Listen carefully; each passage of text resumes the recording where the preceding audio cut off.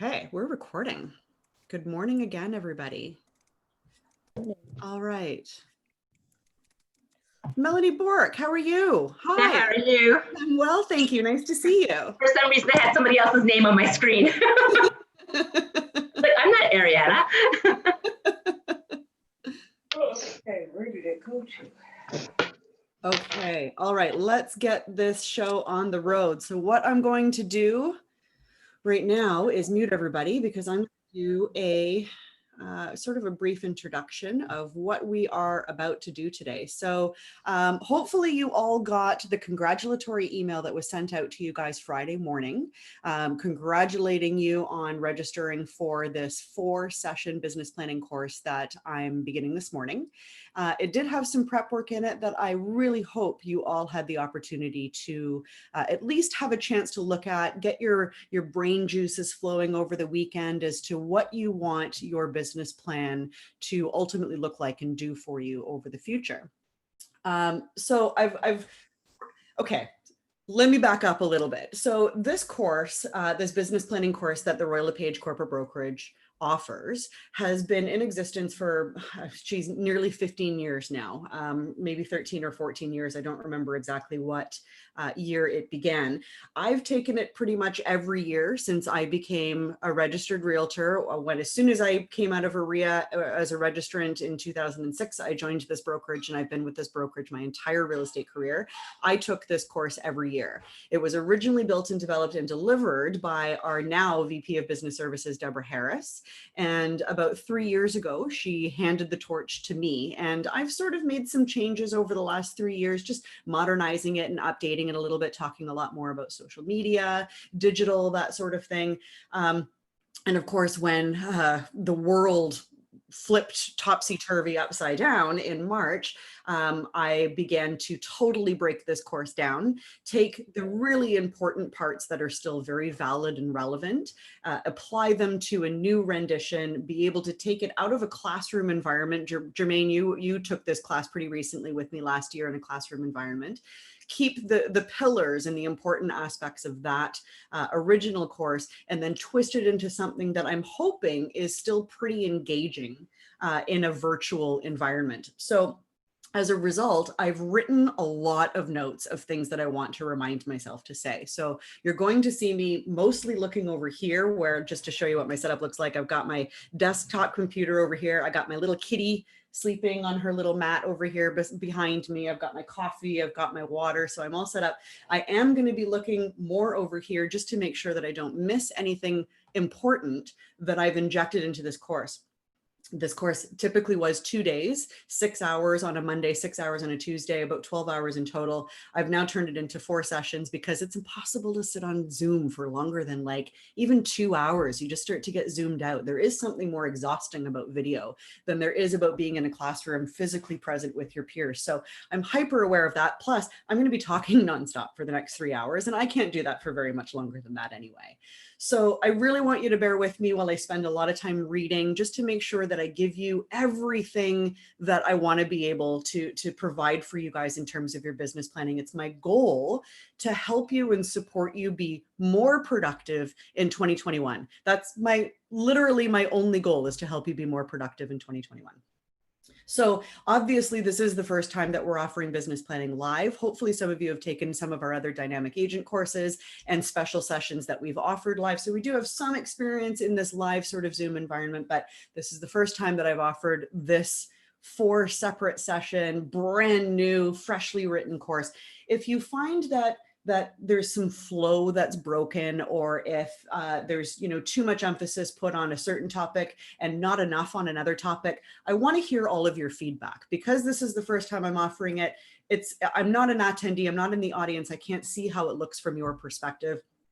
Positive, negative, anything that you want to share about your experience in this business planning session, please send me an email, give me a call, send me a text, shoot me a DM on Facebook, whatever. Let me know what your feedback is in this course, because I have no other goal except to A, again, make you more productive for 2021, and B, to make this course even better the next time we deliver it.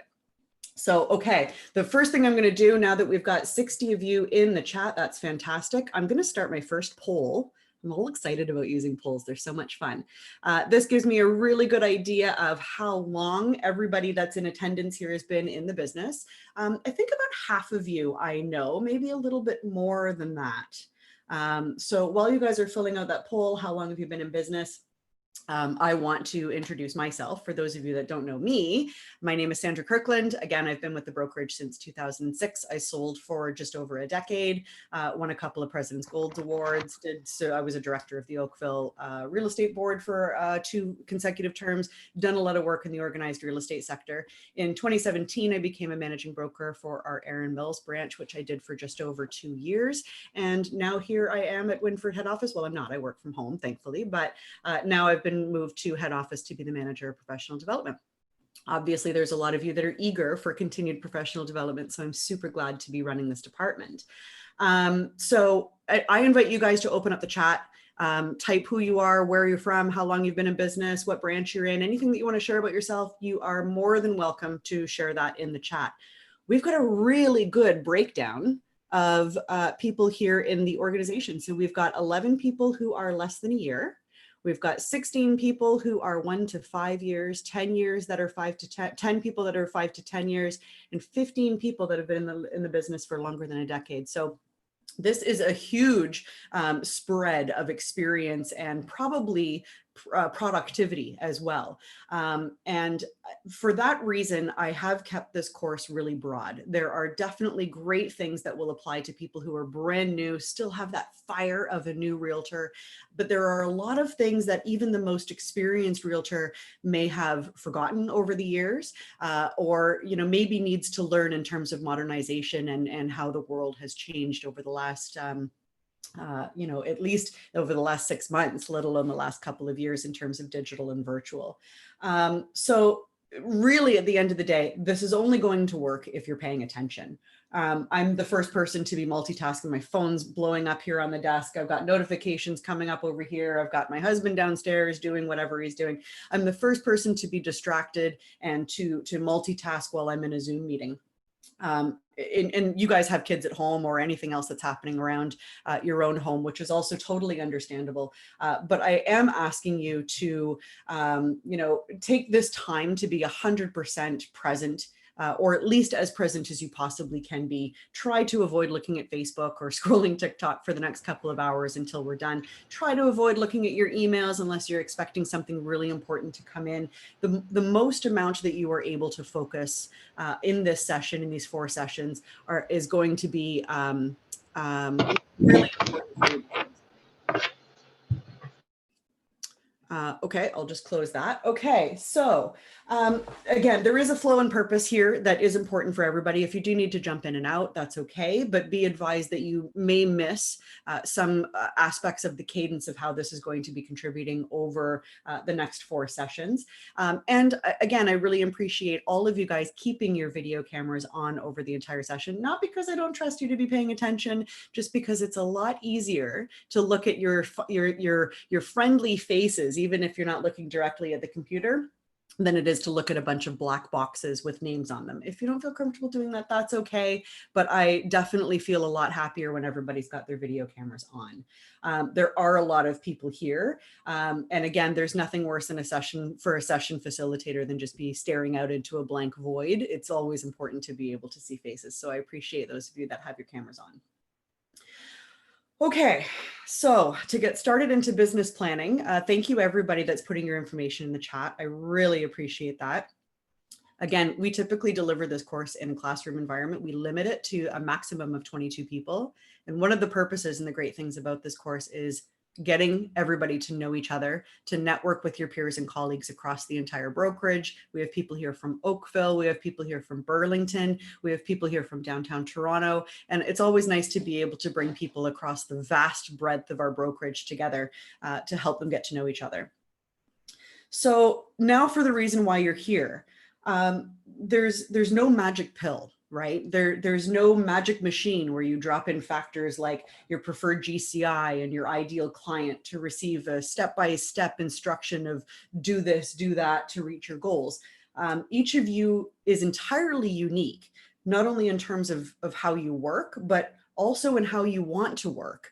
and also, more unique factors like who you want to work for and what type of transaction you want to be able to accomplish. It doesn't obviously take into account uncontrollable factors like your client base, the area that you cover and what's happening in the specific market in that area, even what's happening in your own personal lives.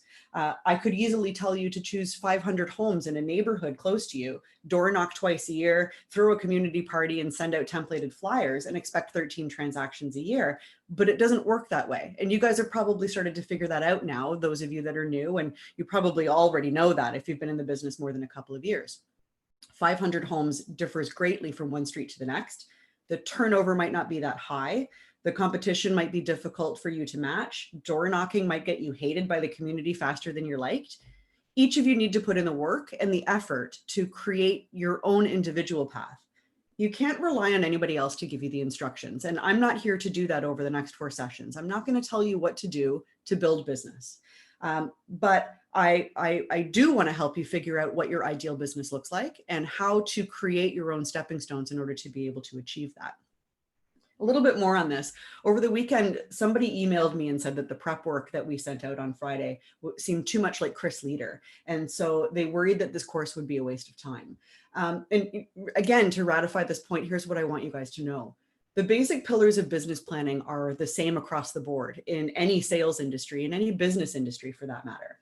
Every business with a customer selling any kind of product or service has the things that they need in order to that they need to identify in order to properly plan their business, set appropriate goals, and be able to realistically achieve those goals while controlling costs and increasing profit. That's what we all want to be able to accomplish.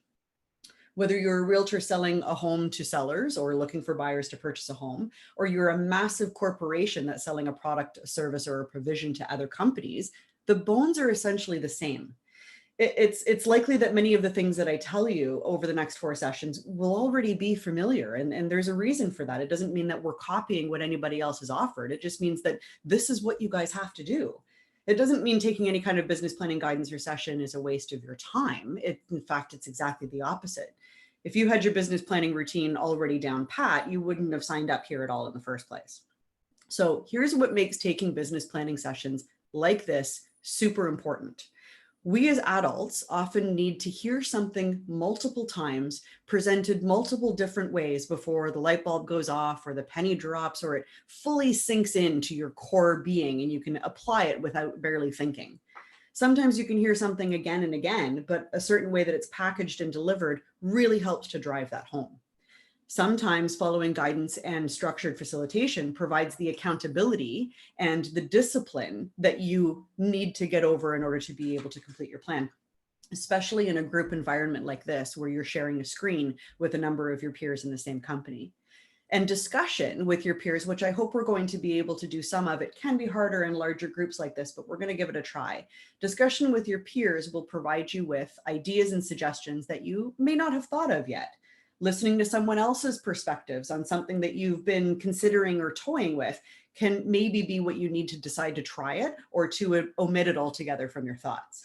So during these 4 sessions, we will discuss what your competition is doing in today's market, some ideas and suggestions for continuing to adapt in a COVID environment, and sort of things like that hopefully will be able to help you.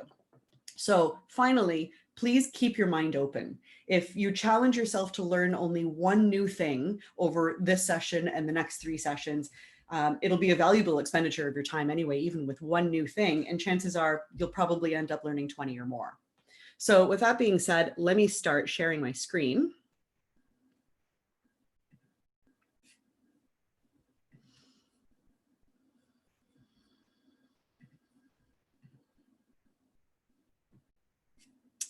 Okay, what's happening here? Can everybody see my screen okay? There's a weird green box in the middle of my screen. I don't know what this is. Can everybody see my screen? Yeah? Okay, good. Good. Okay, good. A couple of you that I can see on my little widget over here were telling me that. I'm just going to reopen my chat again. Something is cut off in the wording. Yeah, okay. I'm going to move this out of the way. Does anybody seeing something cut off? Or does it look okay? Can you see my browser and the dynamic business planning screen? It's a black screen. Okay, hang on a sec. I'm going to stop sharing and I'm going to reshare because I think I only shared a portion of my screen by accident. Let's see. Portion of screen. That's not what I want. I want this and then I want this. Here we go. I did the wrong thing. That was totally my fault. Here we go. How's this? Perfect.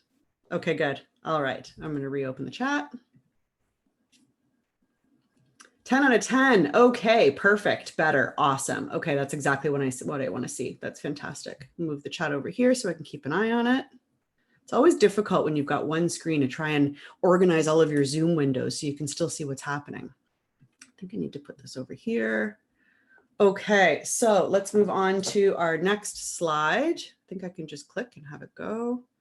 Slide 2, here we go. Okay, so our focus in this course is on building and developing a one-year real estate business plan made up of 6 components. And again, for those of you that have taken business planning in other environments before, this kind of stuff is going to be familiar. It's the same in every aspect of business planning.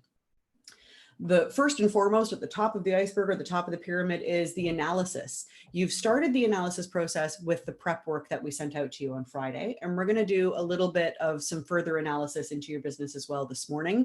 Don't worry if you're brand new and you haven't completed a deal yet. The analysis doesn't necessarily look at your own past history in business. It looks at what the market has been doing over recent times as well. Part 2 of that is, of course, your vision. This is extremely important. Your vision is what you want your business to be and where you want to be a year from now. You also got started with this over the weekend, and we'll develop this out a little bit more this morning as well. Part 3, of course, is your production, your income, and your expense targets, which is up here on the top of the circle. This is the numbers, what your gross commission income target or revenue should look like, what your expenses are, and most importantly, what you want your net to be. It's all well and good to make a whole bunch of money, but if you're spending more of that trying to make that kind of money, then it's not working out in the best interest anyway. It's not just what you make as much as it is about what you keep. And this is probably going to be a reality check for many of you that don't do firm business planning. Part 4 is your lead generation strategy. We need to have an identification of where your business is coming from. In real estate, of course, if you don't have leads, then you don't have a business. And we'll look at what that means a little later also. Part 5 is your contact management system or your CRM. How are you going to make the contacts necessary to generate that continuous flow of buyers and sellers that you need to reach your revenue target? Not all of your leads are going to be ready to do business now. So how are you going to keep track of everybody, staying in touch for the future and being there just before they decide that they need to make that decision? Referrals should account for a substantial part of your business, either agent to agent referrals or person to person, past business, sphere of influence referrals. Unless you stay in touch with the people that you already know and trust you, how are you going to stay top of their mind when they're ready to make that decision? Regardless of whether you work cold leads or primarily repeat and referral, you do need a CRM. And I will tell you, and I'll say this again when we do our session on contact management systems, if you don't have an online web-based real estate specific CRM that you are using actively, then you're doing it wrong. And that's the one time that I'll tell you that you are doing it wrong. There isn't room for anything else outside of that as a realtor, unless you've got an online web-based CRM that is specific for real estate. Are we sending the slides by email? A question in the chat by Nelson. I hadn't planned on it, but you know what? We do have a shared drive where you guys got the prep work, and I will drop the slide deck into the shared drive folder as well for you at some point. Maybe it won't be today, but I will drop the slides in there for you so you can access them as you need to. So your one-year business plan, part 6, your marketing plan is obviously part 6. And how will you promote yourself and your listings, and what is that going to cost you? Did you guys realize when you got into the real estate business that not only did you know how to put together a deal and understand a contract and legalese and all that kind of stuff, but that you also have to become a master marketer? Because that's not what they teach you in school. We all kind of just thought that, I know 6 or 7 people a year that buy or sell a house, and 2.5% seems like a pretty good amount, and it should be relatively easy. And then all of a sudden you have to get into advertise and targeting, and it can be a little bit overwhelming if you didn't have experience in this before. So we're going to talk a little bit about, social media marketing, personal self-promotion, influencer marketing, because that's a big buzzword now that a lot of realtors are really making maximum effort out of at a really low cost, which is really great. How to make all these things work for you. What are you up against with so many realtors competing for the same business? Do you know how you stack up against the competition? One thing I've really noticed since coming into this role and meeting with so many realtors who were really struggling to get back on their feet after COVID smacked us all down on the ground is, what is everybody else offering? What is everybody else doing to get that mass amount of business that has come out of the industry in the last couple of months? And how do I compete and how do I compare? How do you ensure that your value proposition beats out everybody else? And this is far more important now than ever before, because most of us are spending as much time at home, not necessarily being out there and immersed in what your competition is doing. So it's really tricky to keep a handle on that. So ultimately, this 1-year business plan is, of course, only a small part of your overall career plan. A 1-year plan is part of your 3-year plan. A 3-year plan is part of your 5 or 10-year plan. And of course, they all contribute to that ultimate reasoning, which is your vision. Most people who are new to the industry have an idea of the successes that they want to achieve over the length of the career that they're in, but they lack the experience to understand what to do to get there. So reasonably speaking, your analysis and your vision stay the same for all of your plans, the short term and the long term. It's the details in your plans and the strategies, the specific strategies that change depending on internal factors like your financial flexibility, your time, the resources available, and external factors like the market that you're working in and the industry overall as a whole. Okay, so first, let's start with the analysis. At the macro level, especially if you're newer, looking at the state of the market is super important. Do you guys know what your year ahead looks like? Do you guys know who are the forecasters? What are the forecasters saying? Feel free to contribute in the chat right now what you're hearing from the experts. Who are you listening to and what are they saying? Who are you not listening to? Who do you suggest that nobody here in this room ever listened to when it comes to forecasters? Give me a lot of stuff in the chat. Let me know that you guys are listening. I do want you to be able to contribute in this fashion in the chat. So please start typing. It's again, the engagement here is really important. What do you think is coming in the next 12 months for your specific area? What do you think is going to happen to the GTA as a whole? Whatever it is that you're thinking, come on, guys, send me stuff in the chat. Jesse, don't listen to people on Facebook. Oh, man, that's probably one of the biggest suggestions that I could give anybody ever. Don't listen to Facebook. In fact, the news media is becoming, even more concerning than ever before. And I wouldn't even necessarily suggest that you believe what's written in the Toronto Star these days. Everybody's trying to sell headlines, right? And they'll really easily twist and turn things in order to get people to read their articles and click so that they get that advertising expenditure. We're smack in the middle of a huge upheaval in the market, unlike anything that we have ever seen before in the history of humanity. The most decorated predictors of the economy and the market as a whole couldn't have seen this coming worldwide and could not have predicted the shocking return to the market that we started to experience earlier in the summer, while the world was still in strict distancing, non-physical requirements. I've also heard conflicting predictions of what's to come, and you guys are probably now in the process of sharing this in the chat. Some people are really confident that Canadians will keep buying and selling with vigor. Some worry about a stall as pandemic requirements continue into the foreseeable future, and the economy continues to make massive shifts to accommodate those pandemic requirements. For example, retail and entertainment is severely suffering right now, and more layoffs and terminations and closures are unfortunately inevitable. And that's really scary. The most common predictions that I've heard say things will finally start returning to normal around June 2021. That the winter is probably going to be pretty tough until we get there with continued closures and limitations in place. Obviously, we've got a big election coming up with our neighbors in the south that could potentially have a big income as well. Some links that are being dropped for people to open and save to read later. This is fantastic. I really like this sharing. Thank you guys very much. Real estate market will be stable and growing in Canada for residential. Usha, that's definitely a really good possibility. Houses in Toronto are stable.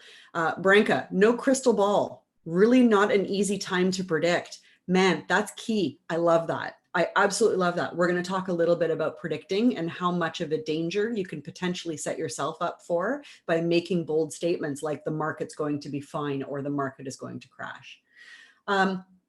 With that being said, how do you heavily rely on a prediction, right? And I hope your answer is that you can't heavily rely on a prediction. I mean, if we all knew what was coming, we'd all be playing the real estate market with huge successes, right? We'd all be really wealthy in buying and selling real estate and managing our own investments. And maybe some of you are, and that's fantastic. Christina thinks that we're heading into a recession. So, smart people like both of you are extremely intelligent and aware of the industry with two completely different images of what's going to happen in the future. So here's something else for you guys to discuss as well in the chat. Have you ever known someone to always buy in the lowest of troughs and always sell at every peak, every single time? Have you ever known somebody who has had that many horseshoes somewhere deep inside them? No. Yeah, never. I've never come across anybody who has truly dominated and owned the real estate market every time they spun the wheel. No. If anybody can answer yes, I'd be really surprised. Almost 15 years in this industry, I ask this question all the time. I've never gotten a yes, at least not a qualifiable yes. You always get people that say, oh yeah, I help my clients do that all the time. And then they'll never show you the numbers. So, it's again, like news, you can't always believe everything that you hear from people. So again, if we all knew what was coming, we'd all be a lot more wealthy than we currently are, especially since we're immersed in this market, right? And this probably is also something that would make most of you guys laugh. How many of you guys have that serious buyer, that keeps exclaiming that the market is definitely going to crash next year? He's just going to wait because prices are going to drop by 50% and he's going to have his pick of the litter. And next year is going to be the year that he's finally going to get that fully updated double car garage detached in High Park for $750,000, right? We always have, at least at some point over a career, known one of those people, if not had them as a tire kicker client for way too long before we kicked them to the curb. I know I sure did. Now they just annoy me. Your client and your potential clients expect you to see through the various statements and the predictions and to have a firm handle on the economy today, not necessarily what it could potentially be tomorrow, because your goal is to help them be able to make the best decisions possible without telling them what's going to be happening tomorrow. And this is one of the most basic things of being a realtor. I think we all know that news headlines are not the right place to get your information. So where do you get that neutral, unbiased, fact-based, intelligently presented information that doesn't make broad predictions or brushstroke generalizations with the goal of purely just selling headlines? So a couple of those places, many of you, especially the experienced ones, will already know this. We've got things like, first of all, we have to look at things like consumer confidence. The Conference Board of Canada is the organization that measures consumer confidence. And the economy, like the stock market, can really rise and fall and really dip and surge when it comes to the overall feeling of comfort and confidence of the average consumer. If COVID, when it had first hit in March, and of course it did, scared everybody to want to sit tight and hold on to their money, not sell because they're worried, they're not sure what's going to happen, not buy because they feel like the market could potentially come down and they may be buying at a peak. If that consumer confidence drops, then the economy tends to follow along with that. So a place that you can go to find that information, I've loaded it here. I'll drop this here in the chat. This is a really good global look at consumer confidence in many of the major markets around the world. And you can find Canada here on this website. So I'm going to drop this particular link in the chat. You guys can open it and save it to look at later. Really good indicator of, you know, what's been happening with consumer confidence over the last couple of years. And it's really interesting to look at, of course, what happened when COVID initially hit. Everybody went, oh my God, the world is imploding. We're all going to die. And, you know, all of that sort of, everything just needs to stop for a little while. Jobs were being lost. Everybody was being, you know, furloughed and temporarily, thankfully, many were temporarily laid off, not permanently laid off, although some have been permanently laid off. But now look how it's recovered. We're still nowhere near the confidence that we were at the beginning of the year. But let's also look at, you know, various other interesting parts that this graph shows over the last couple of years. How many of you, type in the chat, how many of you were working in the spring of 2017? I mean, that's a really recent, vast, drastic shift in the market that we experienced. And again, this is Canadian consumer confidence. Looking at this, yeah, it was a crazy time in April when it was like people turned off a light switch. Within 24 hours, the market went from massive, crazy, cannot keep up seller's market. Overnight, it went to massive, crazy, cannot compete buyer's market. Nothing was moving. Days on market went from an average of 7 to almost 40 in some markets, literally within a 24-hour period. But consumer confidence wasn't really shaken because that was around here. So, you know, really interesting. And then, of course, immediately a couple of months later, by the January 2018, it had surged again. And we've been in a seller's market since then. So really interesting to look at graphs like this and to keep an eye on what's happening as this graph continues to grow here or continues to move. So, you know, definitely bookmark this and check back on this regularly. This is pretty interesting stuff here. And obviously, if you're not aware of how they draw consumer confidence, it is constructed from responses to 4 attitudinal questions that are posed to a random sample of Canadian households.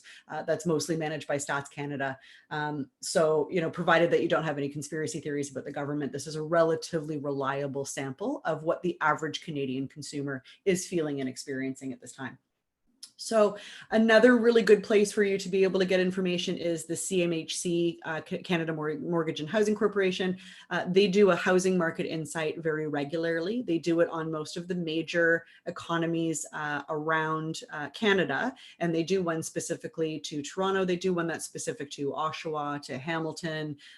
So, you know, very interesting depending on which market you tend to focus on. I'll drop this in the chat as well, so you can take a look at the CMHC stuff. Now, there's been a little bit of drama with CMHC in the last couple of months. The outgoing CEO of CMHC has made some very interesting statements on his way out. I think he might have lost his mind a little bit on his way out of the organization. So take everything here with a grain of salt, but for the most part, this is statistical, fact-based, you know, regurgitation of what is actually in existence and is not opinion-based. So again, make sure that you're balancing a number of reports to be able to see if something seems to be really way out there. Listen to what people like Phil Soper has to say. I mean, that guy has such a good handle on the Canadian economy, how we compare to our neighbors to the States, and what could potentially be coming in the future. Really valuable to listen to. Some other places to get stuff. I mean, if I'm missing anything here, again, you guys feel free to drop whatever resources you're using in the chat. So some other places to go look for information, for example, TREB Market Stats, incredible. They've recently revised these over the last little while. They're available as soon as you log into Stratus. There is one of the little circle widgets when you log in at the top on the main info screen. Before you hit search MLS or search listings, it says Market Stats. You could browse there for days looking at all the interesting stuff that TREB collaborates and delivers to its members in terms of what's happening. This is a sample of the graph that they send out monthly for the region of Halton. And they break it down by areas. They break it down by home type.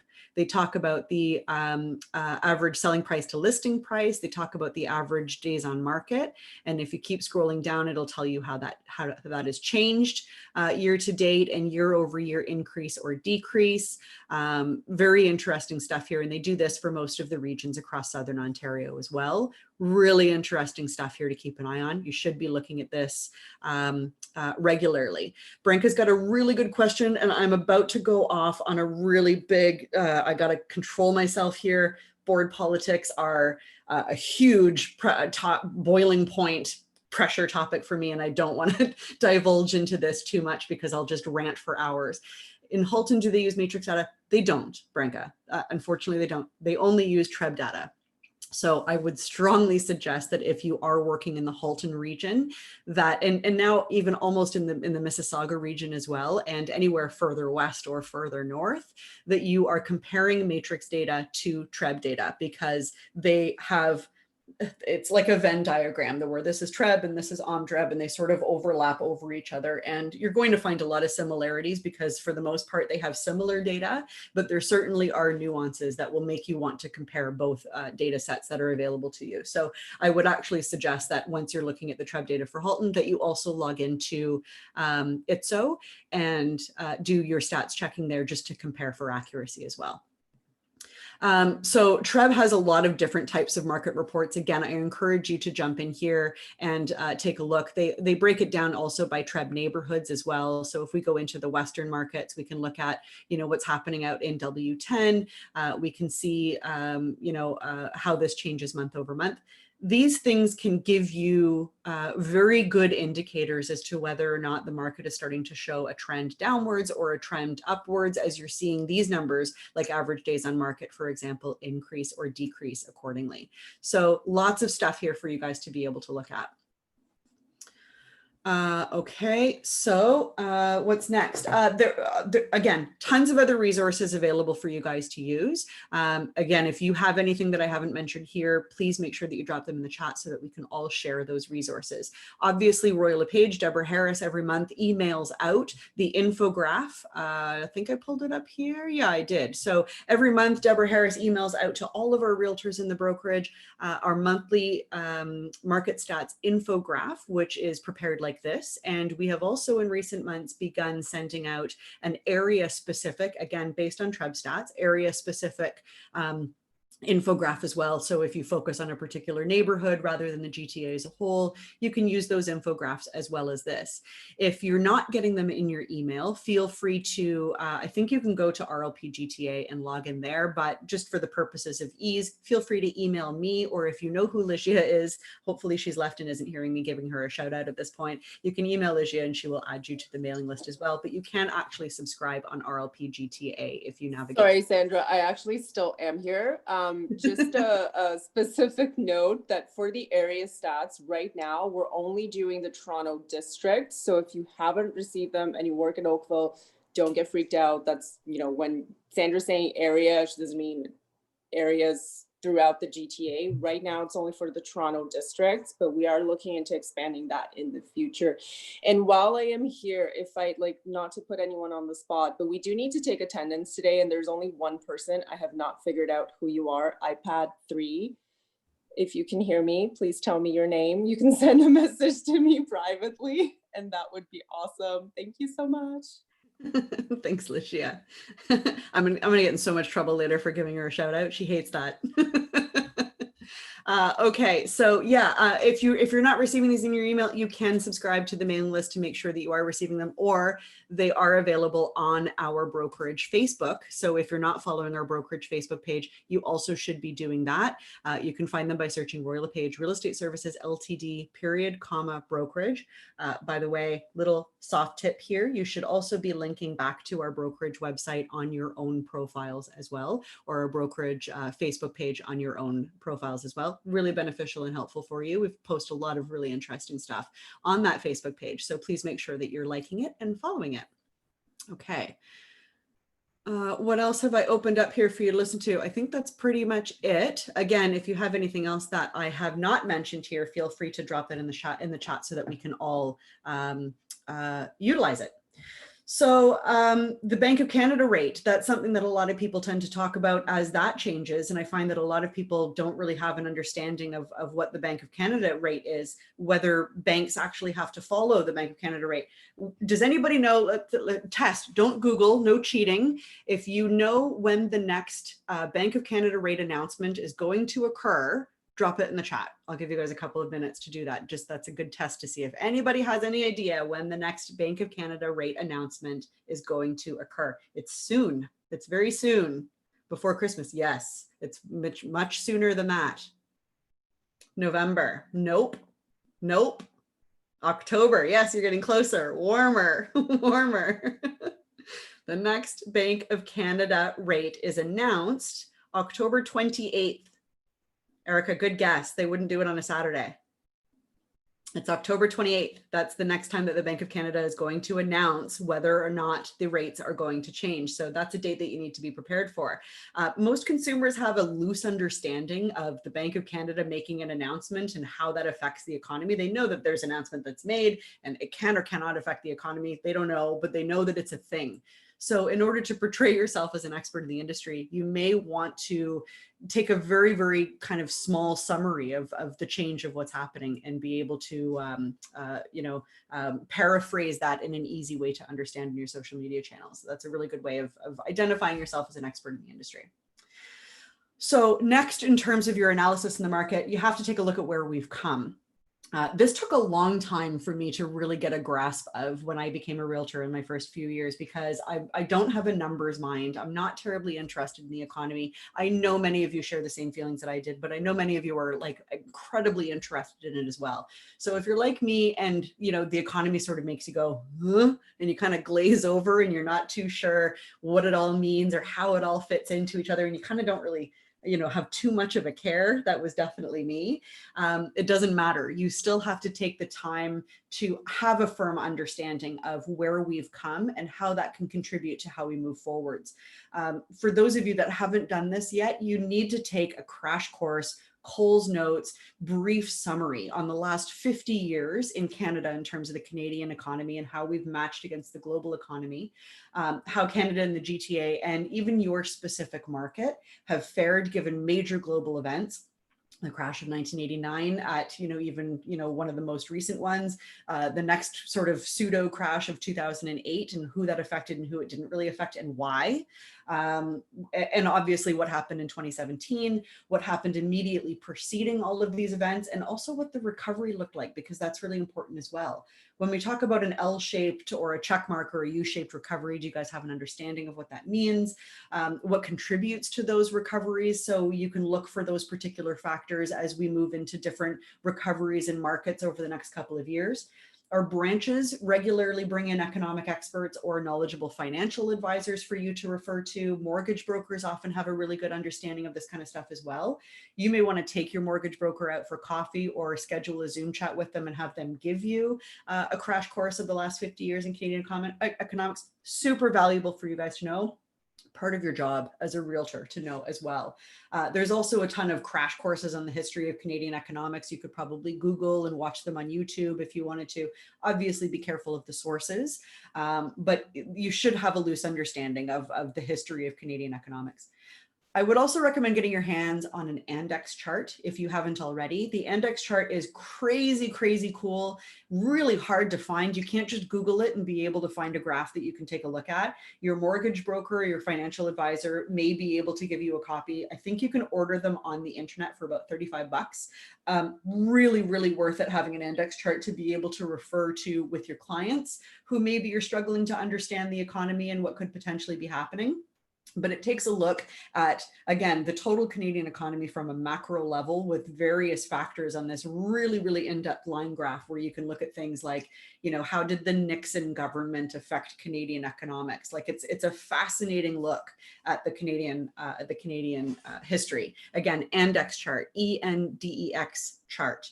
So see if you can get your hands on one of those. So ultimately, with all this being said, real estate has a cycle.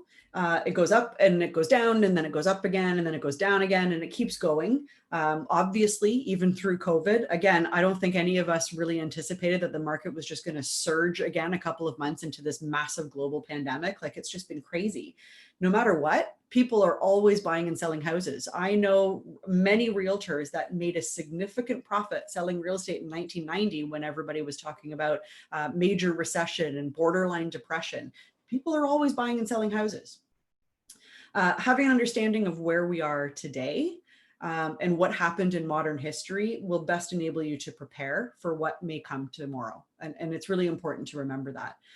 Again, the realtors that lived through 1990, 2008, 2017, and other drastic markets did so because their lead generation and their conversion was already firmly in place, meaning they were effective at business planning. And so that takes us back to the reason why we're here this morning. 9:47, I'm right on time. That's amazing for the amount that I talk. That's just crazy.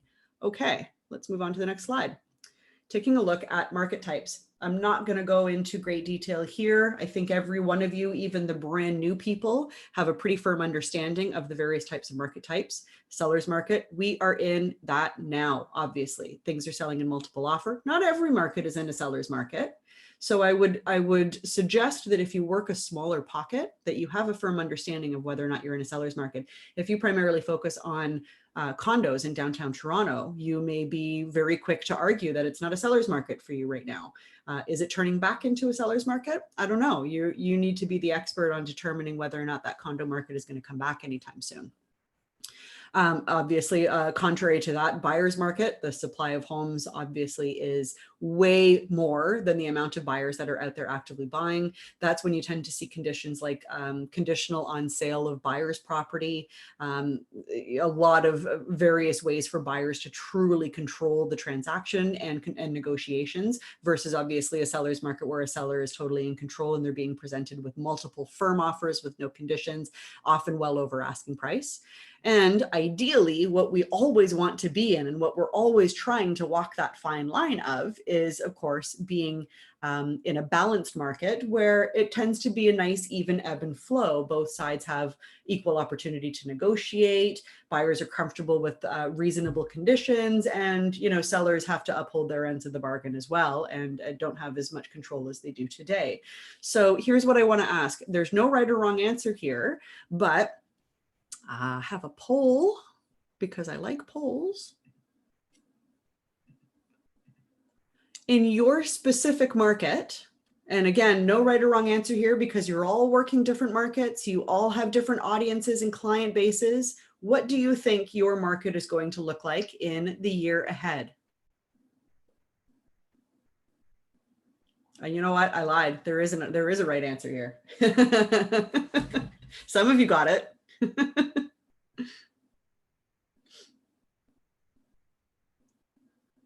Cool.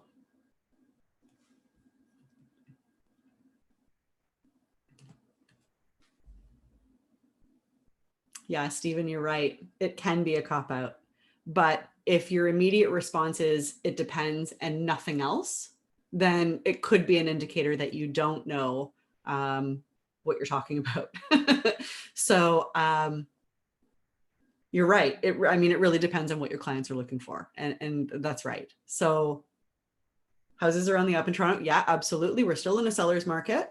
Depends on what market you're discussing. That's right, Laurel. 100% it depends on what market you're discussing. Condos and investments are down, right? And that's why it depends.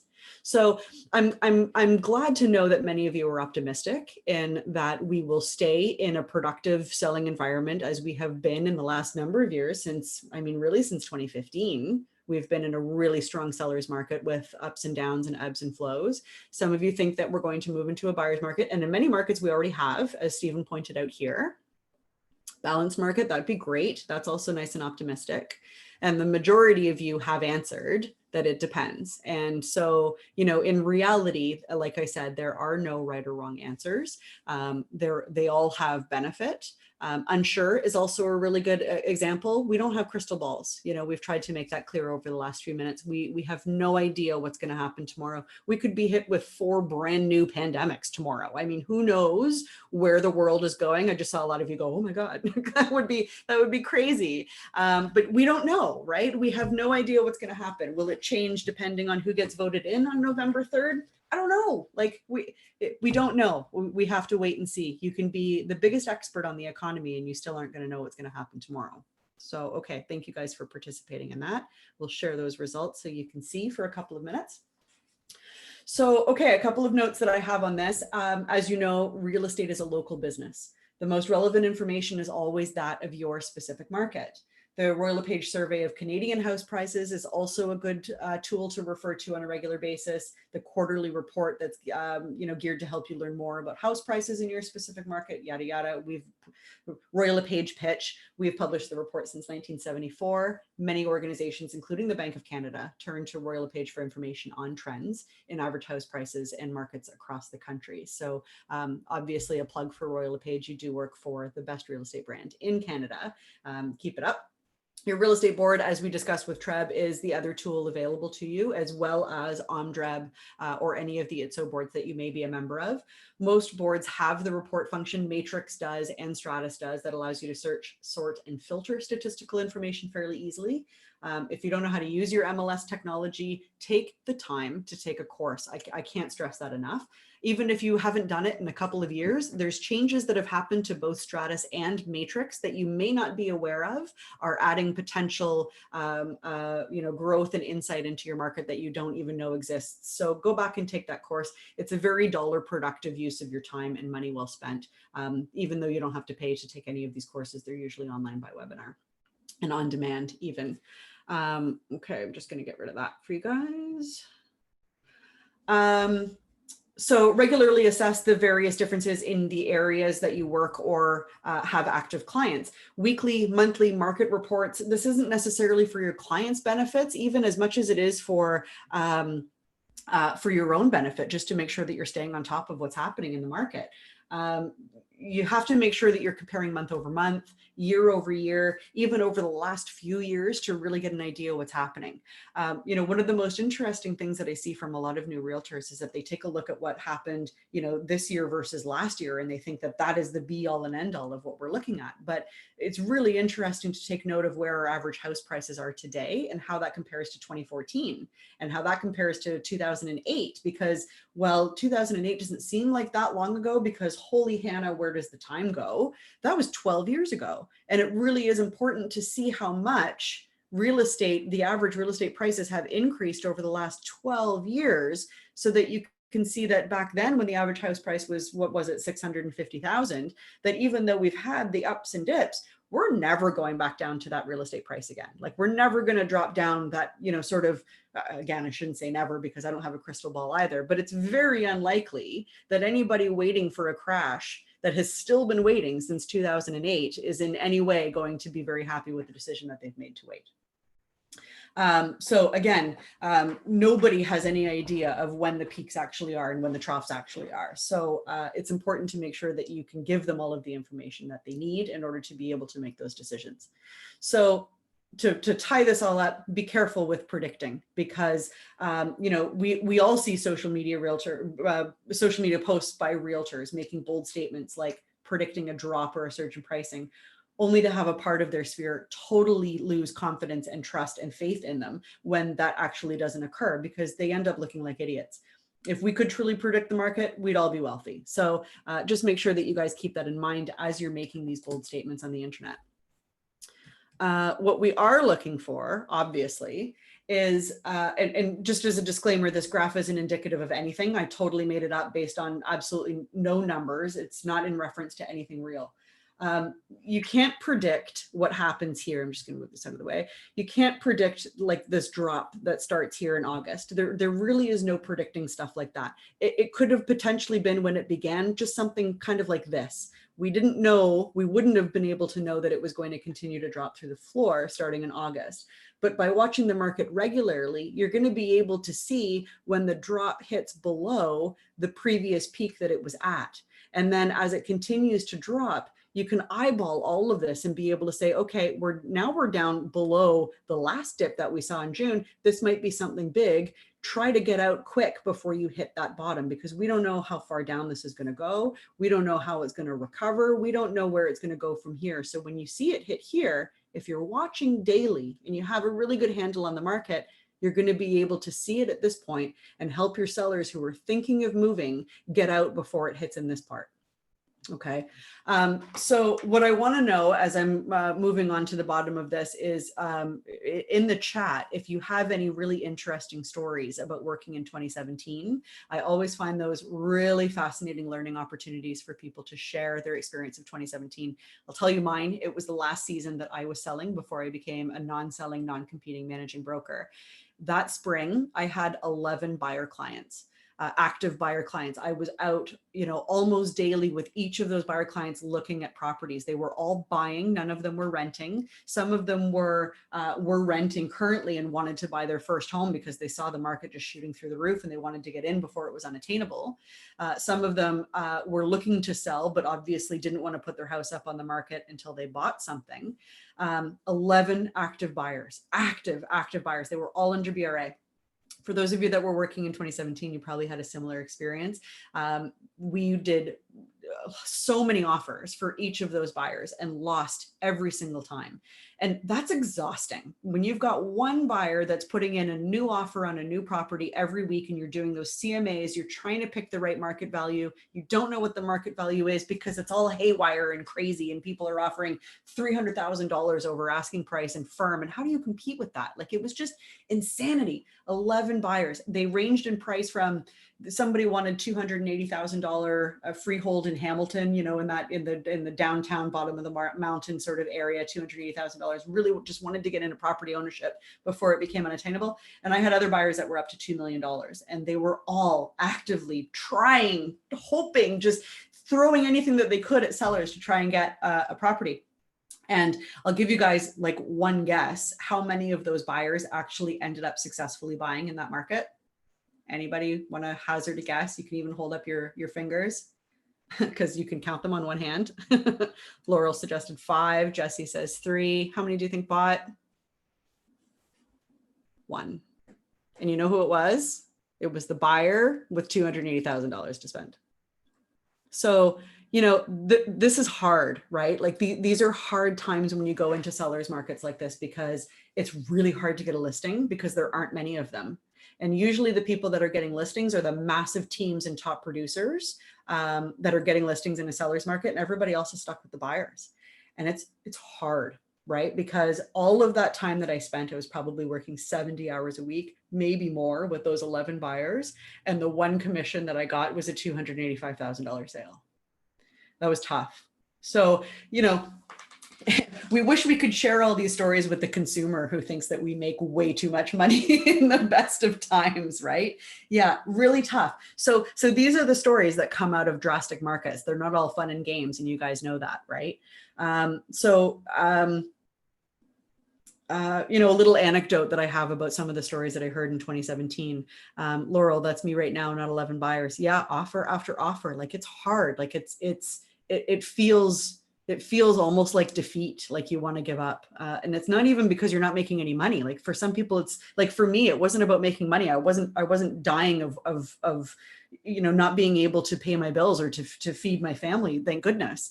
But it was just that defeat of these, having to call your buyers again and again and say, I'm sorry you didn't get it. And then telling them what the winning offer was. And it was something totally unattainable for them. Like, it's gut wrenching.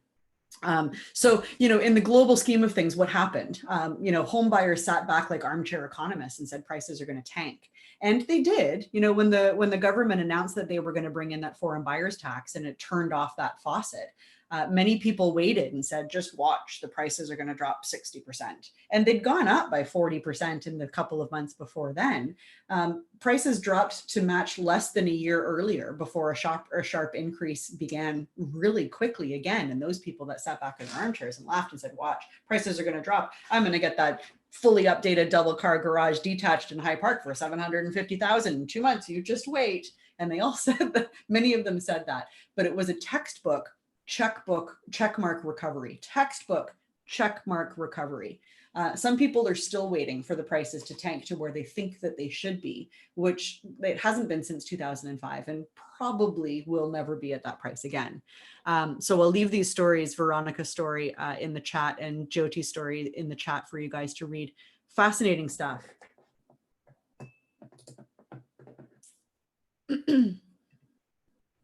Okay, so there are stats that you guys must know. For those of you that are experienced and have been in business for a while, hopefully you haven't forgotten about this in the regular development of your business. This is stuff that we teach brand new realtors, and I do find that a lot of experienced people tend to forget this stuff as well. So these are some of the stats that you guys must know at all times, especially if you are working in a niched or a smaller geographic area or a niche area. You need to have an understanding of how these things are changing on a daily, weekly, monthly, yearly basis. If you're constantly reading stories about the absorption rate and how many months or weeks or even days of inventory we have available, educate yourself on what that means. Really important stats that you guys should be having a handle on a regular basis, all the time. Okay. So now moving into your stats, now that we have thought about understanding the market as a whole, we have to analyze your past business. And this is obviously primarily geared towards experienced realtors that have a past business in real estate. If you are an experienced realtor, you'll have thought about a lot of this during your prep work. It's important to carefully track not only where your closed clients came from, which lead generation you used in order to get those clients, but also where your lost clients came from. You may have trends in your lost transactions that you didn't realize existed until you do this kind of analysis. Lots of people don't think of this either, but you should be gauging whether or not you enjoyed the business that you closed. What's the point of working if you hate what you're doing and who you're working with and the types of transactions that you're working? Regularly analyzing where your successes and failures originated will help you identify which lead generation methods you may want to focus more or less on. For every contact that you make sure that you clearly track how you originally got their name in the first place, what you did to convert them, whether or not they closed, and again, most importantly, whether or not you enjoyed the person and the transaction. You could be working with a really great person, but you may decide that you absolutely hate working the condo market. And it's really important to have that kind of understanding. Your CRM should be able to partially do this for you. RLP Sphere, for example, if you're not using a CRM, can do this for you. I do recommend doing this small exercise absolutely separately from your CRM on a regular basis, quarterly, yearly, whenever you're doing your business planning, to make sure that you've got really easy reference and you're spending some quality time focusing on where your business comes from and whether or not you enjoyed it. I have a past business tracker that I'll be able to provide for you after the course today. I'm going to refer to it. Where is it? I think it's back here. See if I can open it up. I'll have to find it. Either way, you guys are going to be sent it. I intended to open it in advance, but I didn't, so my mistake. I've got a past business tracker that I will send to you. It's a nice, easy Google spreadsheet that you can download into an Excel if you want. It might have been sent in the prep work. It might have been sent as item number 4 in the prep work. So we'll have a look and make sure that you get access to that when you need to. Adding in your individual transactions and checking off whether or not you liked it, and then adding in the individual person or client and checking off whether that was a favorite or a less favorite transaction. Hopefully you'll be able to see some trends in your business that will help you identify how you want to grow and follow your business into the future. I did send it in the prep work. Okay, great. We will again make sure that you guys have those links. I know some of you, may or may not have received all of the emails that we sent out over the last week since you registered for this course. So we actually have a Google Drive with all of the sheets and the things and the stuff that we're going to discuss over the next 4 months will be dumped into that Google Drive, and you'll have access to that drive forever. So you'll be able to refer back to that, download the things that you may have missed, and anything else that you want to refer back to will be available to you moving forwards. Okay, so again, for every contact that you make sure that you're tracking that information because it is super valuable. Okay, so now we're finally an hour into our session, going to switch gears and get into planning. Now that you have a brief idea of what you need to know, let's talk a bit about how you find the time to know all of these things, because I know for many people that's a huge struggle. For many, this kind of learning isn't terribly enjoyable, so we tend to often find excuses to not do it. If we did all enjoy it, then we'd probably be economists and financial advisors, and we're not, we're realtors. So that shows me that this maybe isn't the biggest passion of yours, is understanding the economy and really delving into the economy. So the best way that you're ensuring that you're doing the learning, the minimal learning that you need to do as a realtor, you need to make sure that you're scheduling it into your day. So I have a really interesting poll here that I want to share with you guys. I'm going to be really interested to see what the results of this is. Did you find it difficult to schedule and commit to this business planning series that I'm offering? Be honest, it's okay. Good, lots of you are saying no. Hopefully it means it's because you, good, this is good. I'm impressed. Good, I like this. Hopefully, well, I'm hoping that the no's aren't because you literally have nothing else to do. And if it is, then I mean, it's a good thing that you're here. For those of you that answered yes, you are in desperate need of business planning, of course. Sort of, yeah, okay, so you're on the right track, that's good. A lot of you said it was not difficult to schedule your time to be here. That's great. This is not the results that I was expecting at all. So I'm going to share these results so you guys can see that's an overwhelming no. Absolutely not the result that I was expecting at all. That's fantastic. Usha has pointed out you have a lot of time now as you're still establishing. That's fantastic. It is important to make sure that you are scheduling time. So what we've done by this business planning is said, okay, I need you to make sure that you are scheduling Tuesday and Thursday for 2 consecutive weeks from 9 until 12 where you're not doing anything else. And I know that, I mean, I dealt with a lot of emails over the weekends of people that were really trying to make sure that they were fitting this into their schedule. They had other things that were being booked.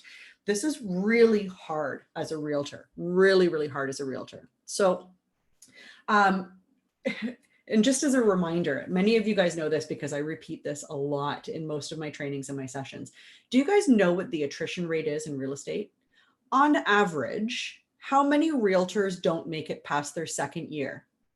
Give me a guess in the chat. How many realtors do not renew their RICO registration after their second year? Laurel says 75, Jesse says 86. It's hovering around 80. June says 25%. Tareem says 70. Tareem probably has a better handle on this than I do, being an AREA director. 10, 85, 60. Wow, that's a pretty broad range. Christina says 50 plus, 75. Okay, 80, 40%. You guys, those of you that have guessed a lower number are going to be pretty shocked. It's about 80 to 85%. My family thinks I don't have a real job and want my attention. Oh, Elizabeth. Oh, you poor thing. Yeah, I know what that's like. It's tough. The attrition rate is actually around 80 to 85% every 2 years. There is a total wash. 4 out of 5 realtors don't renew past their second year. And you probably have trouble believing that. What do you mean 4 out of 5 realtors don't? Like, I know everybody in my class that is still in the business, or half the people in my class are still in the business. It's hard to believe, but around 20,000 people sign up for Humber, previously AREA. Around 20,000 people in Ontario sign up for pre-registration courses every year. 20,000 people sign up for pre-registration every year. Now, about 40% of those complete the course, which means 60% of people that sign up for the Humber courses are not even going to pass. Like, they're not even ever going to work for a brokerage, let alone get their registration active. So out of those 20,000 people that sign up, AREA's overall membership population rises by around 3,000 people every year. So if we take that percentage, 20,000 people sign up every year, but our membership only grows by 3,000 people every year. It's pretty crazy. Jody says we have so many realtors out there who are throwing this market ethics off by giving 50% of their commission. Yeah, I mean, business models are always a threat. That's not unique to real estate. Business models are always, various business models are always a threat. There's always the undercutters in every industry. It is rife in our industry. Absolutely, it is rife. Really difficult to be able to balance out. We'll talk a lot more about that as we get into our business planning. One of the common questions that I'm regularly asked is, what do I do when I'm between clients? What do I do when I've never had a client and I'm still trying to get a client? And that's often followed closely by, how do I fit everything in without losing my mind? Because those of you that have been doing this a while have probably had those experiences where it was this for a really long time, and then all of a sudden it was this, and you're struggling to keep up. It's probably one of the hardest things to do as realtors, and in my opinion, one of the biggest factors that causes people to leave the industry, because they just can't get this balance down pat. A question a lot of realtors should be acknowledging is, how do I motivate myself and hold myself accountable to learn and to do the stuff that I'm simply not enjoying? That's a really big question. I find a lot of realtors really struggle to have that self-dedication and motivation to do the things that they simply don't want to do, or they're not willing to face, in terms of like finances and stuff like that, which we'll also talk about later. Inevitably, every realtor at some point over the course of their career, usually multiple times a year, if you're active in producing, has found themselves in a time where they've begun a new workday, motivated to achieve, only to sit down at their desk and think, what now? Or I'll do that later. I still do that on a regular basis, and I'm not self-employed anymore. I'm fully employed. I have a boss breathing down my neck, making sure that my stuff gets done. And you guys don't, and that can be really hard. Conversely, of course, every realtor has or will find themselves at some point making mistakes and dropping balls because there's way too much going on and they're not organized. Your real estate career is like the philosophical jar that you're seeing on this slide, with various sizes of rocks that you need to fit into it every day, every week, every month, every year, and over the course of your career. The easiest and fastest way is to just dump the sand in and then try to pile the rocks on top. But as you can see from the image, that's not a good way of fitting everything in. All of those things can fit into the jar if you're prioritizing them properly. The most efficient way to pack it as full as possible without leaving too much is to sort for weight and size. The most important items are the biggest rocks, even the ones that you may not want to do on a regular basis, but they need to go in first. Pouring in the sand after the rocks have already fit will have everything fitting in really nicely. It somehow also usually works out to be that the least important items are also the easiest. If we enjoy them, they become a lot easier to do. Naturally, we gravitate towards working the sand first because we enjoy doing it the most, and avoiding the rocks until later when we find out that they can't fit into the jar. So you need to figure out your rocks and you need to put them in first. As you add the sand, you'll find the holes fill on their own with a little bit less work and stress for you, and you're more easily able to fit everything into that one jar. I want to talk a little bit about a crisis hour. How many of you here, tell me in the chat, how many of you here schedule a crisis hour? Does anybody know what a crisis hour is? This is one of my big claims to fame. I still do this every day. Jermaine, you know what a crisis hour is. You should be telling me in the chat that you're doing your crisis hour every day. Nobody has a crisis hour. Okay, so this is going to save your life. I used to use a day planner when I was selling real estate actively, and I made sure that I always put blocks in, including my personal life. I've got a 5.5-year-old at home. I've got a husband that I love dearly. My parents are really close with my family, and I really wanted to make sure that I had time for my personal life as well as for the things that I had to do in real estate. I learned this concept of prioritizing the big things that I hated doing and making sure that I was making the time to do them, or I never would do them. And I had a couple of really, really bad years because I was avoiding those big rocks and not handling them properly. My crisis hour is a block that I schedule every single day from 12 until 1 o'clock. Every work day, I refuse to book anything. I'll never book a meeting. I'll never book a Zoom call or a coffee. I will not book anything in advance. It's always an empty space in my day planner or in my calendar. If a client were to call me and say, hey, I'm free on my lunch hour tomorrow, can we go? I would say, yeah, at 1 o'clock. I would say no to clients to keep that crisis hour open. The only time, obviously there's nuances to that. If I could move the crisis hour to 1 o'clock because the client needed to see it at 12, yeah, I get it. But you have to be, that crisis hour was the most important thing in my day every day. And because I would never book anything in it, that meant that if I had something else in my life, my personal life or my business life that was going pear-shaped and exploding and all of a sudden taking time that I needed to dedicate now to fix it. I've got a deal falling apart. It's conditional until 5 o'clock. I got to do X, Y, and Z to get it done. My crisis hour gives me an extra hour to be able to work on that without having everything else fall through the cracks because something has exploded in my professional life or in my personal life. And if nothing is exploding, then I have an extra hour to work on something that has fallen through the cracks a couple of months ago, a new project, research into that new social media platform that I'm interested in learning more about. There's that buzzword that people keep talking about. I've been dying to look into precs, but I have no idea what they are. Now you've got a spare hour in your day to look at precs. Maybe it's an opportunity to go shopping or to head outside to your car if you're at the office and have a nap. Whatever it is, you've got an extra hour in your day to help manage everything else that could potentially be unexpected. And the biggest benefit is that if everything is happening smoothly, you've got an extra hour to yourself to regenerate, to boost, to have lunch with a friend, to do something that you really want to enjoy doing. I know Jermaine uses the crisis hour because I know that was a big thing for you the last time you sat in my business planning course. So that's great. So that is a really good idea for you guys to do. If you're not regularly scheduling things in your day, you should try to start. Even if just going through this practice for a couple of months and then letting it drop, you'll learn something about how you operate over the course of a day, and it will help you better adjust as you move forwards. So this screen is an example of some of the things that you could be scheduling in every morning and every afternoon in order to be able to properly manage your business and create the time that you need to do the things that you tend to really easily avoid or procrastinate on. I had a private message here. What were the rocks that I faced in my business? The things that I found difficult to do or didn't want to do. Learning about the economy was a bit like numbers, guys. Numbers drive me like if you were to ask me what 5 + 3 is, I literally have to count on my fingers. Numbers and I are massive enemies. I hate them. Words, language, that's my forte. I really enjoy debating. I enjoy discussing, talking, learning, listening. I love all of that stuff, but numbers, ugh. So my biggest rocks in a day were doing my economic research, understanding what the market was doing, because that's not something that I ever enjoyed doing. So that was one of the biggest challenges that I had.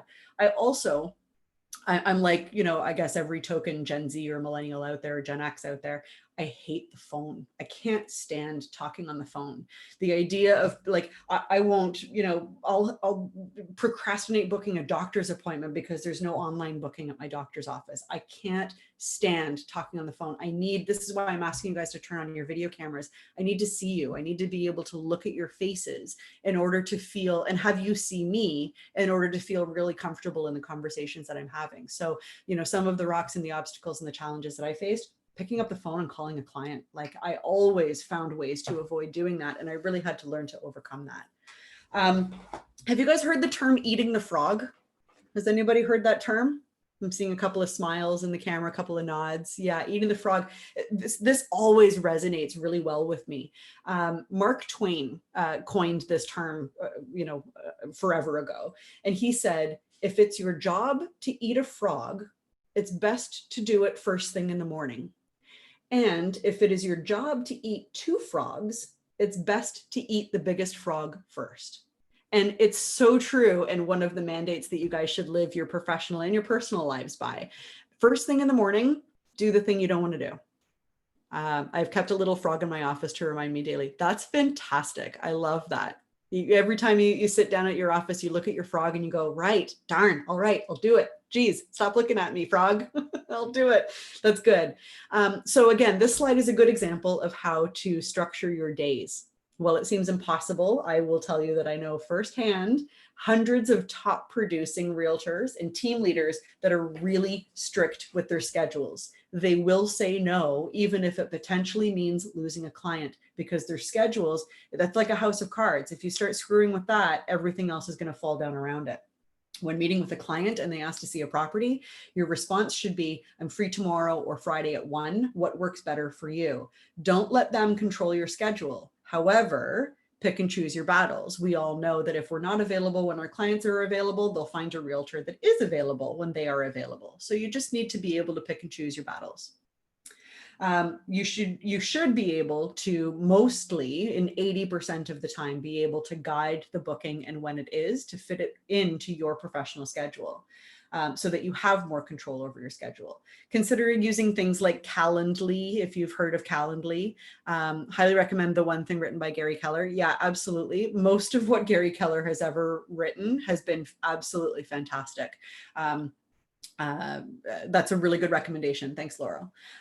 So what's a couple of things that may be missing from this daily chart? There's a lot of things that you need to do in a day that is missing. And there's one important thing that typically was on this chart that no longer is. And the reason why I took it off, of course, is because we are in a COVID environment, but I want to point it out because you should be adding it back into your schedule whenever it becomes environmentally safe and socially acceptable to do so, which is agent open houses. At some point, I do hope that they will come back because while they may not be valuable for, as valuable for many top producing realtors, they are extremely valuable for newer realtors or people that are still trying to get a handle on the market. Agent open houses are a fantastic way of learning because you're listening to the other realtors that are in the house with you. You're developing your network by developing a relationship with those listing agents, and you're getting an opportunity to see listings firsthand that you otherwise may not have been able to do so without having an active buyer interested in that property. And then can watch to see what that house ultimately sells for to really get a handle on being able to predict individual properties in a certain market. Agent open houses and inspections are the product knowledge that will keep you employed. That's correct, Don. A lot of newer realtors in modern day, are shying away from the concept of open houses, agent open houses, and public open houses altogether. And I support that, and I understand why that is. But if they ever do come back and are of a more common practice again, when it is environmentally safe to do so, I strongly suggest that you schedule some time to go to open houses. I'll tell you, I miss going to open houses on the weekend. I really do. Like, even when I stopped selling, I was still going out every weekend and checking out houses because walking through other people's homes is the reason why I became a realtor. It's so much fun. Okay, we're going to get started into an exercise here, and then we're going to take a break. So bear with me if you're feeling like your bladder is starting to fill up or you're thirsty like I am and running out of water. We are about to have a break, but I want to do an exercise first. So, okay, knowing your vision. So we have to back up even a whole step further. How do you truly know what to do with your day if you haven't truly explored your vision? How do you get up and go to work every day if you haven't really determined why you're going to work every day, let alone what you hope to accomplish? And I mean, sure, we all want to make more money, but without a goal and a plan, we don't really know what we're actually doing. It's okay if you don't want to admit it in the chat, but maybe you want to expose a little bit of your vulnerability and say how many of you wake up in the morning and sort of go about your day just hoping that it's all going to work out at the end of the day. And I'll tell you, with however many of us here, 60 some odd of us that are here, a good chunk of you probably wake up every day and are really just kind of balancing your current clients without really having an understanding of what you're going to be doing next month or next season or next March that's going to continue to develop your business. Stephen says he did it for 2 years. Yeah, your GCI paid the price. Absolutely. I did it too. I had a really difficult couple of years because I wasn't planning. I was just balancing whatever happened to be falling into my lap. So let me ask you this. What do you think? Do people become successful by luck and fortune? What do you think? How much does luck and fortune play a part in the success of people? No. Does anybody think it does? A small part. Luck plays a part. Stephen, I like you. You and I need to connect. Yes, it's a challenge. Everyone at home. Yes, yeah, I totally understand that. It plays a part. Yes, Dina. Yeah, Stephen, I do. Thanks. April, sometimes. Bobby, yes. Everyone comes into the business with a pre-existing network. Could you call that luck? Yeah. I mean, if it's not planned, maybe. How many of you guys know a realtor that's like within your network that you kind of know well enough personally, like you've listened to them talk on a regular basis and you go, man, what a moron. And they're making like 8 figures GCI every year. How many of you guys know one? Yes. Yeah. So do you think they have luck? The harder you work, the luckier you get. That's good, Jermaine. Too many. Yeah. Just one. I think I maybe know who that one is, Bobby. Yeah. A few seem to have a horseshoe. Okay. So this is interesting. I did a lot of reading on this over the last couple of months. I really sort of fell down a wormhole with this. Okay. Luck and fortune absolutely play a part in your success. Luck and fortune absolutely play a part in your success. It's why you look at other people and think, how did they achieve that? And I know I'm smarter than them. And I know that I have a greater work ethic than them. And I haven't achieved that. What is it? That absolutely is luck.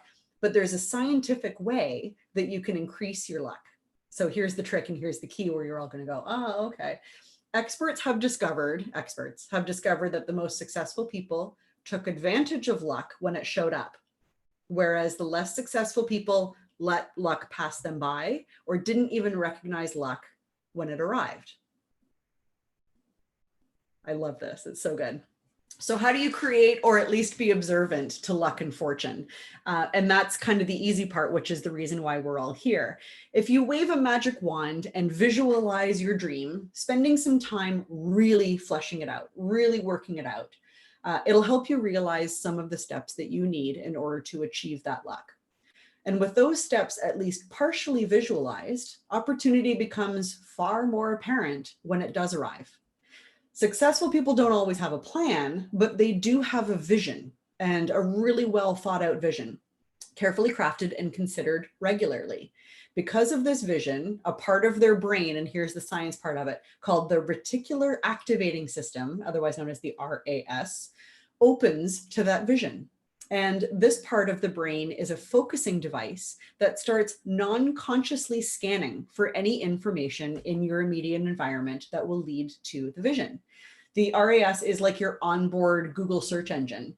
Properly programmed, you begin to see things that others don't see. For those who have that vision, for those who don't have a vision, the opportunity or luck is totally filtered out, and they simply never see it. Does that make sense?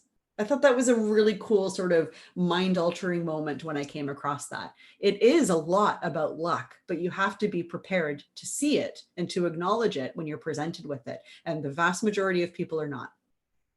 Daniela says preparation plus opportunity equals luck. Yeah, in a lot of sense, it absolutely does. So now about your vision, even professional goals are not just about money, although it can be about the things that you can do because you have that money. Your vision includes accomplishments and things that fulfill you. What are your dreams? What's your vision? I remember one time teaching business planning, and there was a guy that his vision was like so emotional and so entrenched in his core that he said the reason why he was a realtor is purely because he wanted the satisfaction of putting good people into happy homes. And the benefit of putting good people into happy homes was earning an income that he could spend helping impoverished cultures around the world. And that was anything that he ever opened his mouth to talk about was specifically related to those two things. And at one point he got so emotional that he was almost choked up when he was talking about his vision and the things that he wanted to accomplish with the money that he earned by putting good people into happy homes. You may just want a Lamborghini in your driveway and you may not care about any of that kind of stuff. Both are equally is extremely valid and really important, and they need to be written down. So again, sure, we would all love a 7-figure bank account, but it's not just there to sit in your checking account. And so you have to think about what you would do with it. Would you travel when, of course, we safely can again? Would you have fun with investing, playing the stock market, becoming a landlord of multiple investment properties? Would you be philanthropic? Would it be a combination of all of those things? Taking care of your family, buying a G-Wagon, all of the above, any of those things. Jody says, I feel I fall into the category where one has to work hard to achieve anywhere in life. Yeah. I mean, some of you guys have struggles. Some of you guys have privilege. Some of you guys, whatever it is, it's unique to you and it's specific to you, and you need to have an understanding of what that is and what's going to make you happy at the end of the day. For your vision to have the greatest impact on your reticular activating system, for your vision to have the greatest impact on that and on your conscious and your unconscious mind, it should be clear, it should be full of detail, and it should be written down. So I'm just going to pull all these things up. And I want you to think about these particular topics, asking yourself inside your brain the answers to these questions, because this is really important. But before we do this exercise, which is going to be writing down your vision, I'm going to try something that I've never done before. So bear with me. One of the things that humans don't do enough, in my opinion, is taking pointed breaks. Again, with the scheduling and making sure that you are taking the time to focus with enough time on the things that you need to focus on. A purposeful time away with nothing but you and your mind to really focus on something specific that you want to be able to accomplish. And I'm going to force all you guys to do that now. I'm not going to hold a gun to your head, but I'm going to ask you guys to follow along with what I'm doing, even if it makes you want to roll your eyes and you want to cheat. Just bear with me and it's very simple. It's 10 minutes of your time. I want you guys all to put your phones down on your desk, face down if you want to. That's fine. I don't need to look at your introductions. And I want you like this to tilt your camera down so that I can see your phone. And when you've done that, after I'm done talking, I want you to get up and walk away. While you're away, grab a glass of water, something refreshing, refill your coffee cup, get some tea, whatever it is. Go outside if you can. The sun's shining here in Burlington. I don't know if everybody else is dealing with a cloudy day, but we've got the sun here in Burlington. Go outside if you can, or at least find a window to gaze out of. Don't do anything but spend time to yourself. Don't talk to anybody unless your kids need you. That's fine. Don't write, don't text, don't send an email, don't turn on the TV. I just want you to go away, find a quiet place for 10 minutes and think about your real estate career. What do you want it to look like? Answer these questions that are on the screen. What can you dream that makes you feel excited and motivated? What drives you? What's your why? You have 10 minutes and then I want you to come back. So at 10:43, I want everybody to come back. Leave your camera facing your phone so I can see your phone. And please get up and walk away. I don't want you sitting here. Show me your phone and then walk away. I'm going to do the same thing. Please work with me on this, guys. Show me your phone, leave your desk. I'm actually going to stop sharing for a little while so I can see everybody's. Oh, this is fantastic. Look at this. So I can see everybody's phone. Thank you for working with me, everybody. It's much appreciated. I promise this will have a big impact. I promise. Show me your phones.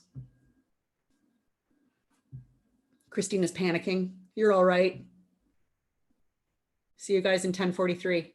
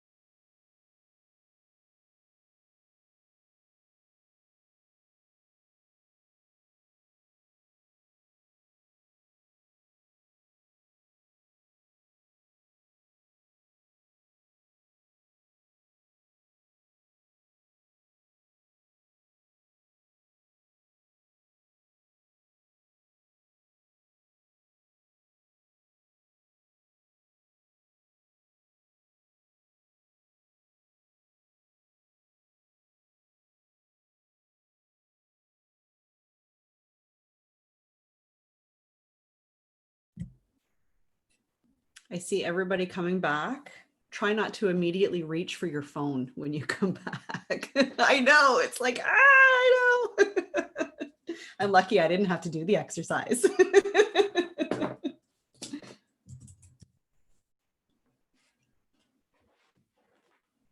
Good, and almost everybody's on time too. This is fantastic. Thank you all. Wonderful. Okay.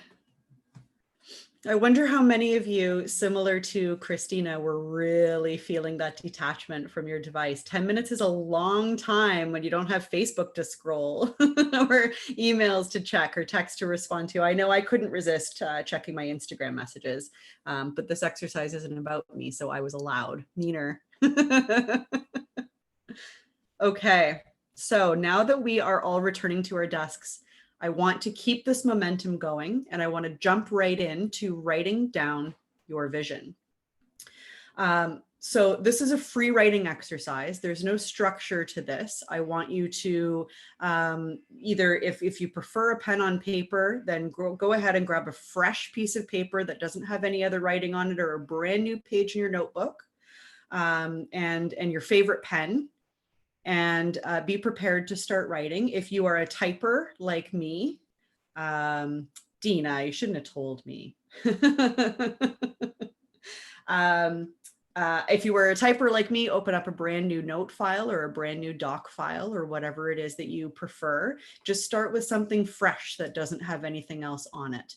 And when I say go, it's not a 3, 2, 1, go race thing. But when I say go, I'm going to give you guys a solid 15 minutes. I'm gonna, oh, my cat's back. I was and having a bath. That's rude. I want you guys to free write and free type for 15 minutes and just let it all flow out. Anything that you were thinking of in that last 10 minutes while you were out gazing at a window, thinking of your real estate career, the ultimate goal when you retire or when your real estate career ends, what does it look like? What do you want to accomplish? Is it, you know, achieving yeah, okay, I'll go back and share my screen so you can see what those questions are. You know, what is it that you want to accomplish? Is it or achieving a certain GCI? Is it creating a team? Is it being able to afford to put your 17 children through university? What is it that makes you get up every day and decide to go be a realtor? And it could be 20 different things. It could be that you do want to help people put good people into happy homes. You know, maybe it is money, maybe it's travel, maybe it's the achievement of personal entrepreneurial success. Whatever that is, I want you to free write. It doesn't have to make sense to anybody but you. You're not going to show this to anybody else but you. And I'm going to give you a solid 15 minutes to just work away here. If you're done early, you can feel free to get back up and do whatever you need to, check your emails, have a text break, whatever you need. I'm going to call you guys back. We'll give you a little bit of extra time. I'm going to call you guys back at, let's say, 11:10, I'm going to call you guys back at. So feel free to write for as long as you need to. Try and clock in 15 minutes to write, and then take a couple of minutes to check your texts and your social media if you need to. We'll come back at 11:10. Okay, everybody can get started now.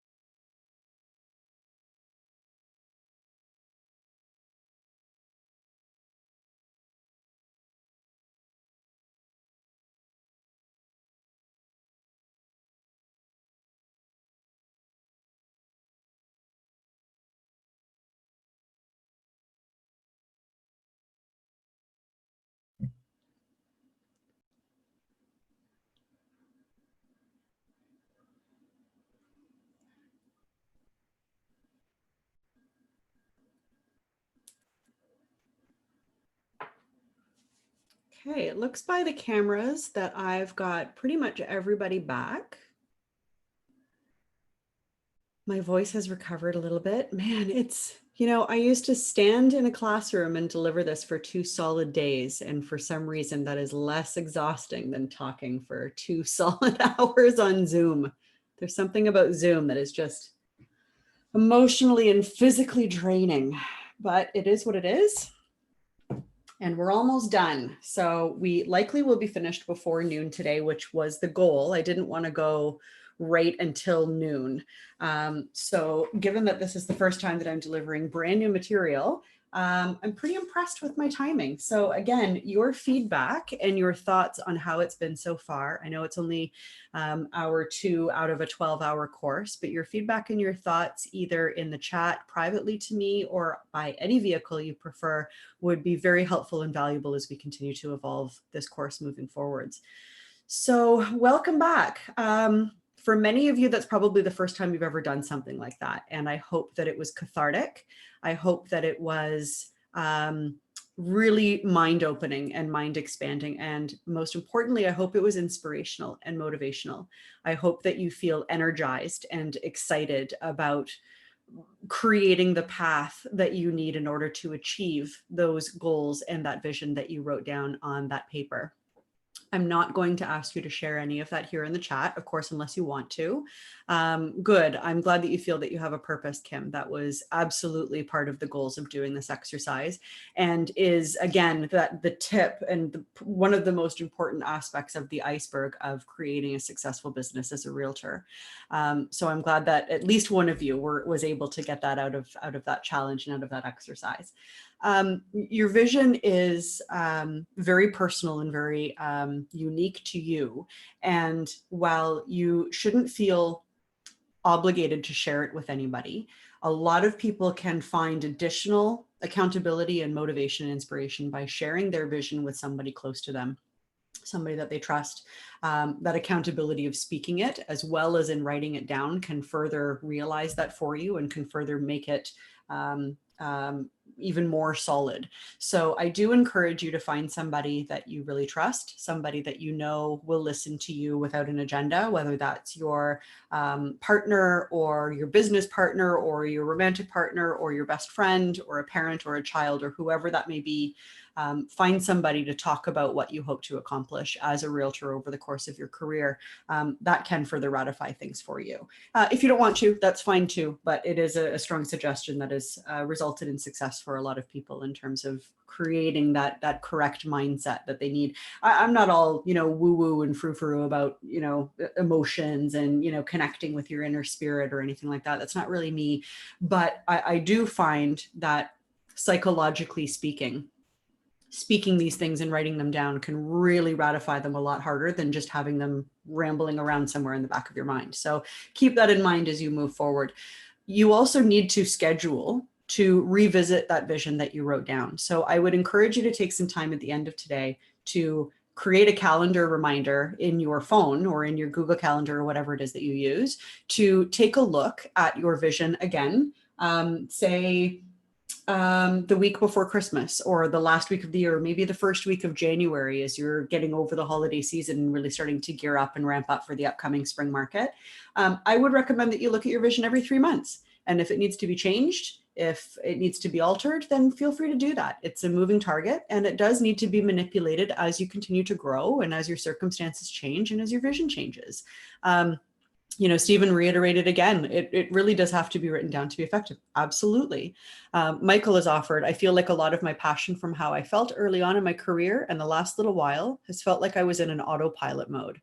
I'm already feeling super excited and motivated once again. Thanks. And absolutely, that's the purpose of this. So that fills my bucket. Thanks, Michael. I'm really appreciative of that. Something that you've said really triggered with me. One of the primary obstacles within myself that I continue to battle with is autopilot. When I'm speaking with somebody or when I'm writing things down, I tend to go off on this autopilot where I'm not taking enough time to just stop and just remember why I'm doing things, or remember what the path is that I had already created, and I just go, and then all of a sudden I go, wow, what happened to the last 10 years, or what happened to the last hour? And that autopilot is unique, and I've fallen down a number of rabbit holes of researching that mental autopilot and how to control it a little bit more, and it's a difficult thing, but absolutely planning like this and really taking the time to separate yourself out of the day-to-day business and take, you know, at least a day, if not a couple of weeks at the most, to do nothing but focus on these kinds of activities. I know a top producing realtor who's now a broker owner of a non-Royal LePage brand in the Mississauga area, who actually takes off 2 full months every year to for the first month, 3 weeks of that is just vacation, just downtime, refuses to look at his phone, refuses to answer any emails, has offloaded all of his professional responsibilities onto somebody else that he trusts. And he goes away, he goes to Greece, or he goes to Italy, or goes to somewhere in Europe, or wherever, goes to a beach for 3 weeks to do nothing but spend time with his family. And then 6 weeks following that is nothing but hardcore business planning. Again, his business partner is taking care of all of his business, and he is doing nothing but focusing on what he needs to do to realize his vision and his goals. Not all of us have the luxury of being able to take 2 months off where we can not work and do stuff like this. But it's possible to work up to that if that's what you want to do. For those of you that work the East End, if you kind of delve into Oshawa area, there is a small real estate team in Cordis called Craig and Cindy Real Estate. Craig and Cindy also shut down for 2 months. They were a 2-man operation, independent brokerage. They used to be with Remax, and now it's just Craig and Cindy Real Estate. And they're 2 best friends, not romantically partnered at all. And I admire their business plan so much because they are a 2-person brokerage. They hire a couple of admins and they shut down for 2 months to do nothing but business planning. And between the 2 of them, they make over $3 million in GCI every year and still have time to spend with their multitudes of kids and partners and families and all that kind of stuff. They live that real estate dream that we could all aspire to do. There's a couple of other things here in the chat. I've got a couple of private messages that I'll look at a little bit later. So rest assured that I've seen them, and I'll come back to those private messages once we've completed our next step. But anyway, I'm glad this meant something to you. And I really do hope that you carry this forward and set yourself those reminders every so often, every 3 months, every 6 months, to go back and either rewrite or adjust, or at least re-inspire yourself by reading why you're doing this in the first place. It is really important. Okay, so now that you have your vision, let's start working. Let's start the real work of working on the first set of details, which is your production, your income, and expense targets. Most realtors have no idea where their money comes from, which costs and expenses are essential and non-essential. They don't teach you this in real estate school. And if you don't have an entrepreneurial background, you may never have learned this. I mean, I didn't go to post-secondary education. Believe it or not, I graduated high school and here I am. So I don't have any formal business training. And many of you don't either. Most people have no clue how much money that they're going to have at the end of the year. They're not sure how to account for any potential changes in the market. We all aspire to make a certain amount of money every year, and then the market explodes or collapses, or something has happened in our personal lives and it's prevented us from doing what we estimated that we were going to. It's really sad to say. Excuse me, I know more than a few agents who don't know at all if they've made any money until they do their taxes, if they even do their taxes. I know a lot of realtors that aren't even really doing their taxes. But let me tell you, you guys probably know this, writing that HST check, especially if you're only doing it once a year, can be super painful if you haven't actually planned to write that HST check. Having to pay your income tax when you have no money in your bank account is terrifying. And I'll tell you, for a little bit of vulnerability here, I've been there. I became a realtor when I was in my mid-20s, and I was not mature enough to be able to run a business at that point, again, with no formal education or experience on how to run a business. And I'll briefly tell you what my story was. My third year, well, actually my second year in business, I hired an accountant and entrusted her, again, numbers, not my thing, would prefer to offset that to somebody else and completely ignore it and put up a big wall and pretend that it doesn't exist.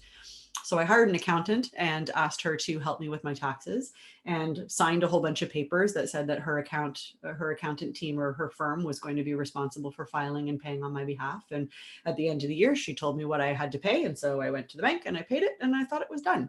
And 3 years later, I suddenly started to get letters and phone calls from CRA saying that I hadn't been filing my income tax in 3 years. So I went 4 years as a realtor without paying or filing income tax. And I was making 6 figures every year. So as you can imagine, when CRA called me and said, you owe us $64,000 tomorrow, that was a pretty big kick in the pants. My accountant had been filing my income tax, or sorry, my accountant had been filing my HST in my business account, but had not been filing my income tax, and I didn't know. Ultimately, the responsibility is totally mine. Sure, I was pissed at the accountant for not talking to me about that kind of stuff, but the responsibility was mine. And it was a hard slog for a couple of years to be able to recover from that mistake and learn that I have an obligation to put a vision and to make the time and the effort on the things that I really wanted to avoid, like taxes. So if you're like me and you can't stand the tax man, or what your T4 looks like at the end of the year, your T4A looks like at the end of the year, get it done. Because when that comes back to bite you, it's pretty hard to recover. Thankfully, I have now, and I'm in a really good place. But I know a lot more people like me that have no idea how much money they make year over year at all. So obviously, the primary goal of every business is to achieve a profitable bottom line. And to achieve a profitable bottom line, these 3 principles kind of need to be met. So the first one is knowing your revenue targets so that you can review your monthly financial statements to see if you're on track. What do you hope to earn, both gross and net, before the end of the year? Once you have established that, you need to be able to control your costs by reviewing your monthly financial statements to ensure that your costs are in line. Obviously, there's always unexpected expenditures, and you have to be able to pivot and account for those things. And you need to be able to adjust as needed. Something that is happening that wasn't accounted for, i.e. market forces, potential health issues that may have you not working as hard as you had originally intended to, or other unforeseen changes. You need to be able to be prepared to make the necessary changes to meet those bottom line requirements. COVID is a prime example of that. While we ended up having a really successful year, I know so many of you were petrified at the end of March when everything started to shut down, because many of you rely on your real estate income to live. And it was a really scary time. So you do have to be prepared for unforeseen market forces like that. Nothing is carved in stone in any aspect of your business plan whatsoever. It should all be fluid. The more that you look at it and the more that you adjust, sure, the more time you're spending on it, but the better it will help carry you through as there's shifts and pivots in the market and in your business. When you review it regularly, you'll know very quickly if anything needs changing, and you can recover from those issues quickly. If or when changes are required, you can adjust. If you set a goal, you can create a plan and then expect that every step will go. If you create a plan and expect that every step will go as you intended it to, you're sorely mistaken, and you'll be in for a big awakening when you're running a self-employed business and realize that it doesn't go the way that you intend for it to go. Veronica says, it's taken me years to put the 3 bank accounts in place. So important. Oh man, Veronica, it absolutely is. You're right about that. So we're actually going to talk about that next. So let's talk about financial management. Research shows that the weakest link for real estate salespeople is their financial management. The CRA says that the profession most commonly in arrears and subject to being audited are, in fact, agents. Realtors handle the largest financial transaction of many people, are motivated salespeople who want to make money and have to work with numbers in their business and, of course, help people make those big, huge financial decisions. Yet the vast majority of real estate salespeople have no or very little financial management of their own business. Even worse, realtors have an extremely high bankruptcy rate, according to Canada Revenue, and it's often due to a lack of management of paying their taxes. And again, I'm a perfect example of that. Hard lesson learned right here. So you need to run your business like a business, and you are far more likely to succeed and actually have a business in 18 months if you're running your real estate business like a business. Again, 4 out of 5 realtors don't renew after their second year. Again, it's not unique to real estate. Most self-employed businesses can be tough to master. Restaurants, boutique retail, it's all kind of the same. Direct sales, like Tupperware and Amway and those sorts of things, direct sales, that sort of stuff, also really, really tough to manage. because people fail to accomplish two important things, in my opinion. Number one is good financial management, and number two is the drive to lead your own results. And that, of course, we'll talk about next week. So first, as Veronica had said, separate your bank accounts. If you haven't already done this, even if you've never closed a deal yet, go get a business account now. That should be the first thing that you do as part of your homework this afternoon. Leave your desk, go to the bank, open a business account.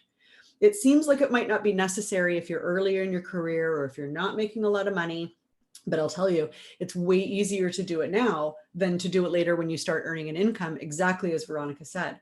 Treat your business income separately than your personal income.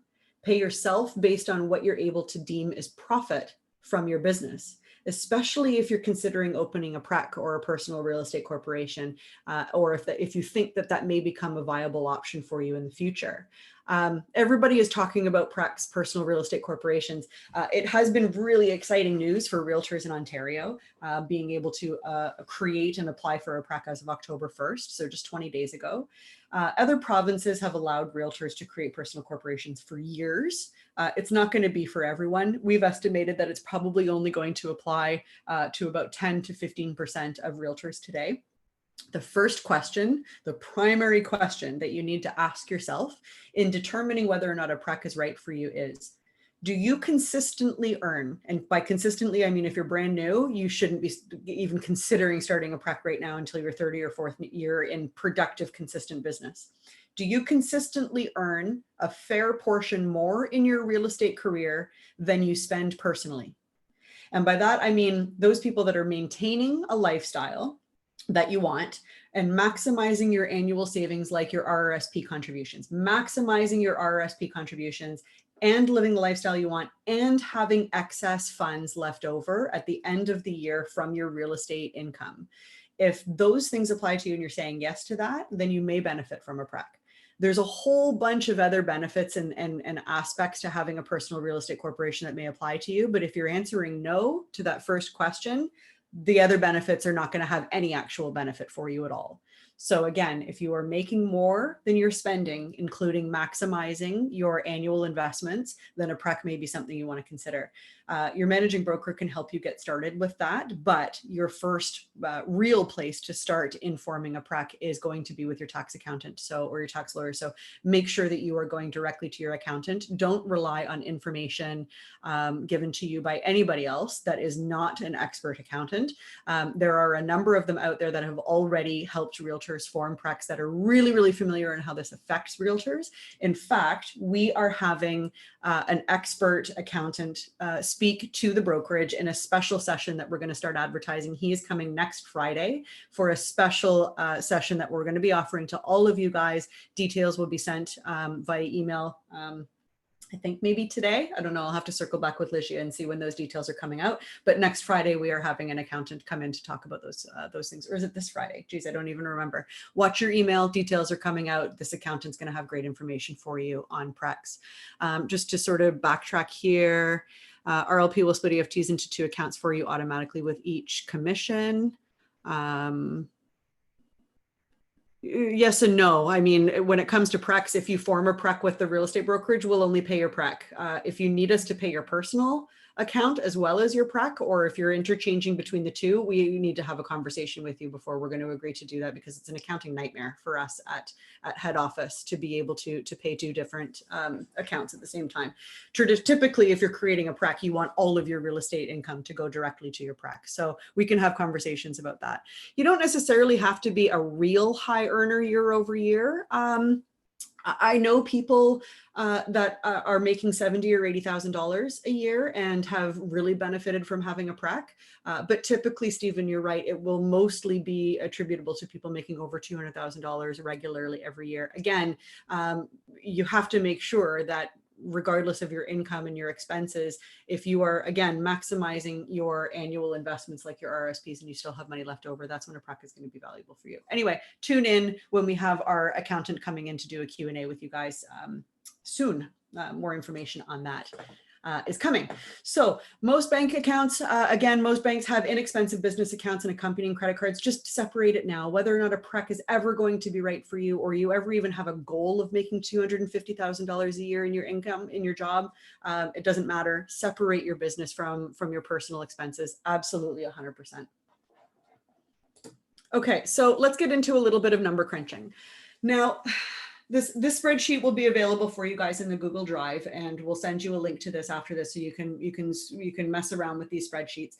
The spreadsheet that I have, I think it's this one. Yeah. So this spreadsheet has a number of tabs along the bottom. So you're all going to get access to this, and you're going to be able to plug in your numbers here. And any field that is highlighted in green will automatically calculate based on the stuff that you're putting into the white field. So make sure that you take your time and read the instructions that will be available for you when you're looking at these spreadsheets. But for the meantime, what we're going to do is work with an imaginary realtor. Again, I'll send you the link to this after today's session. Since there's a lot of you guys here, we've got almost 70 of us here, you all have different goals ranging from hopefully at least one deal a year to maybe hundreds of deals a year. It really is impossible for us to work through the spreadsheet for each of you, but that's why we're giving you a copy of the spreadsheet to plug your own numbers into. We're going to use an average newer realtor, or somebody that makes around what Treb would say is an average income for a realtor. We're going to use those metrics for this training. And later, when you're working on your business plan by yourself, you'll be able to plug in your own numbers and have the calculations automatically appear for you. So the realtor that I want to refer to, I had a lot of trouble naming him, but I randomly came up with the name Ethan. I don't even know why. It's not even my favorite name for a boy, but we're going to work with Ethan. Ethan has been in real estate for a couple of years. He makes around $60,000 or $70,000 in his first few years, and he's done okay, but he really wants to kick it up a notch this year. His business comes from a variety of places. He's not really kind of too sure where it comes from. And he's looking for greater focus to be able to hone in on what he truly enjoys doing to end up working with the clients that he enjoys working with most. So Ethan wants to make $125,000. I didn't update the spreadsheet, obviously. That's fine. So he wants to make in fact, I thought I had. I'm not sure why this has changed. So he wants to make $100,000 per year. He makes about $15,000 per commission unit. So per sale or purchase that he makes about $15,000. And that means that he needs to close, this number is supposed to read 125. For some reason, it didn't update.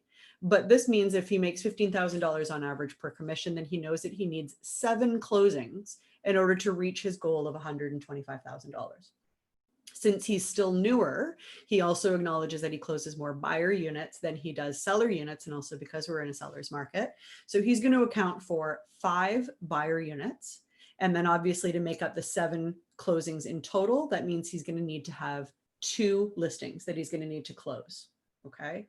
So Ethan hasn't done a really great job at tracking his appointment to contract rate, but we're going to estimate about 75% as a typical industry standard.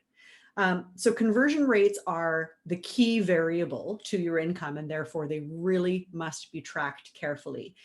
This is a lot of extra time and effort for a lot of realtors to do, and they feel like it's not money well spent, because who wants to sit here tracking your conversion numbers when you could be out there actually selling and making new conversions? But again, this stuff is really important for you guys to know, so you have an idea of how your business can grow moving forwards.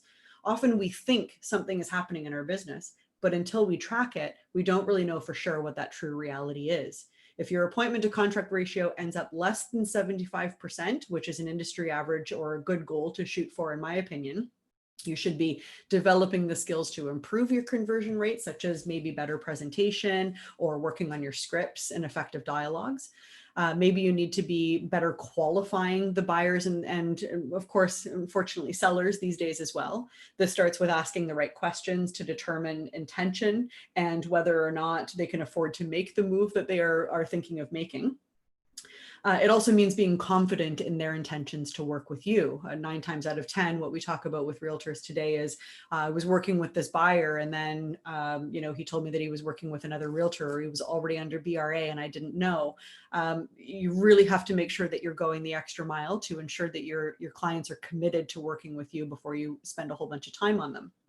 And third, if your appointment to contract ratios are less than 75%, you need to be developing better lead generation sources. Referrals versus internet, for example. Identify what fits your preference and your personality. I know a lot of people out there who are not terribly interested in talking to strangers, yet for some reason they're spending $1,500 a month on Agent Locator. And I ask myself, and obviously ask them, why are you spending so much money a month trying to get cold internet leads into your CRM if you absolutely despise working cold internet leads?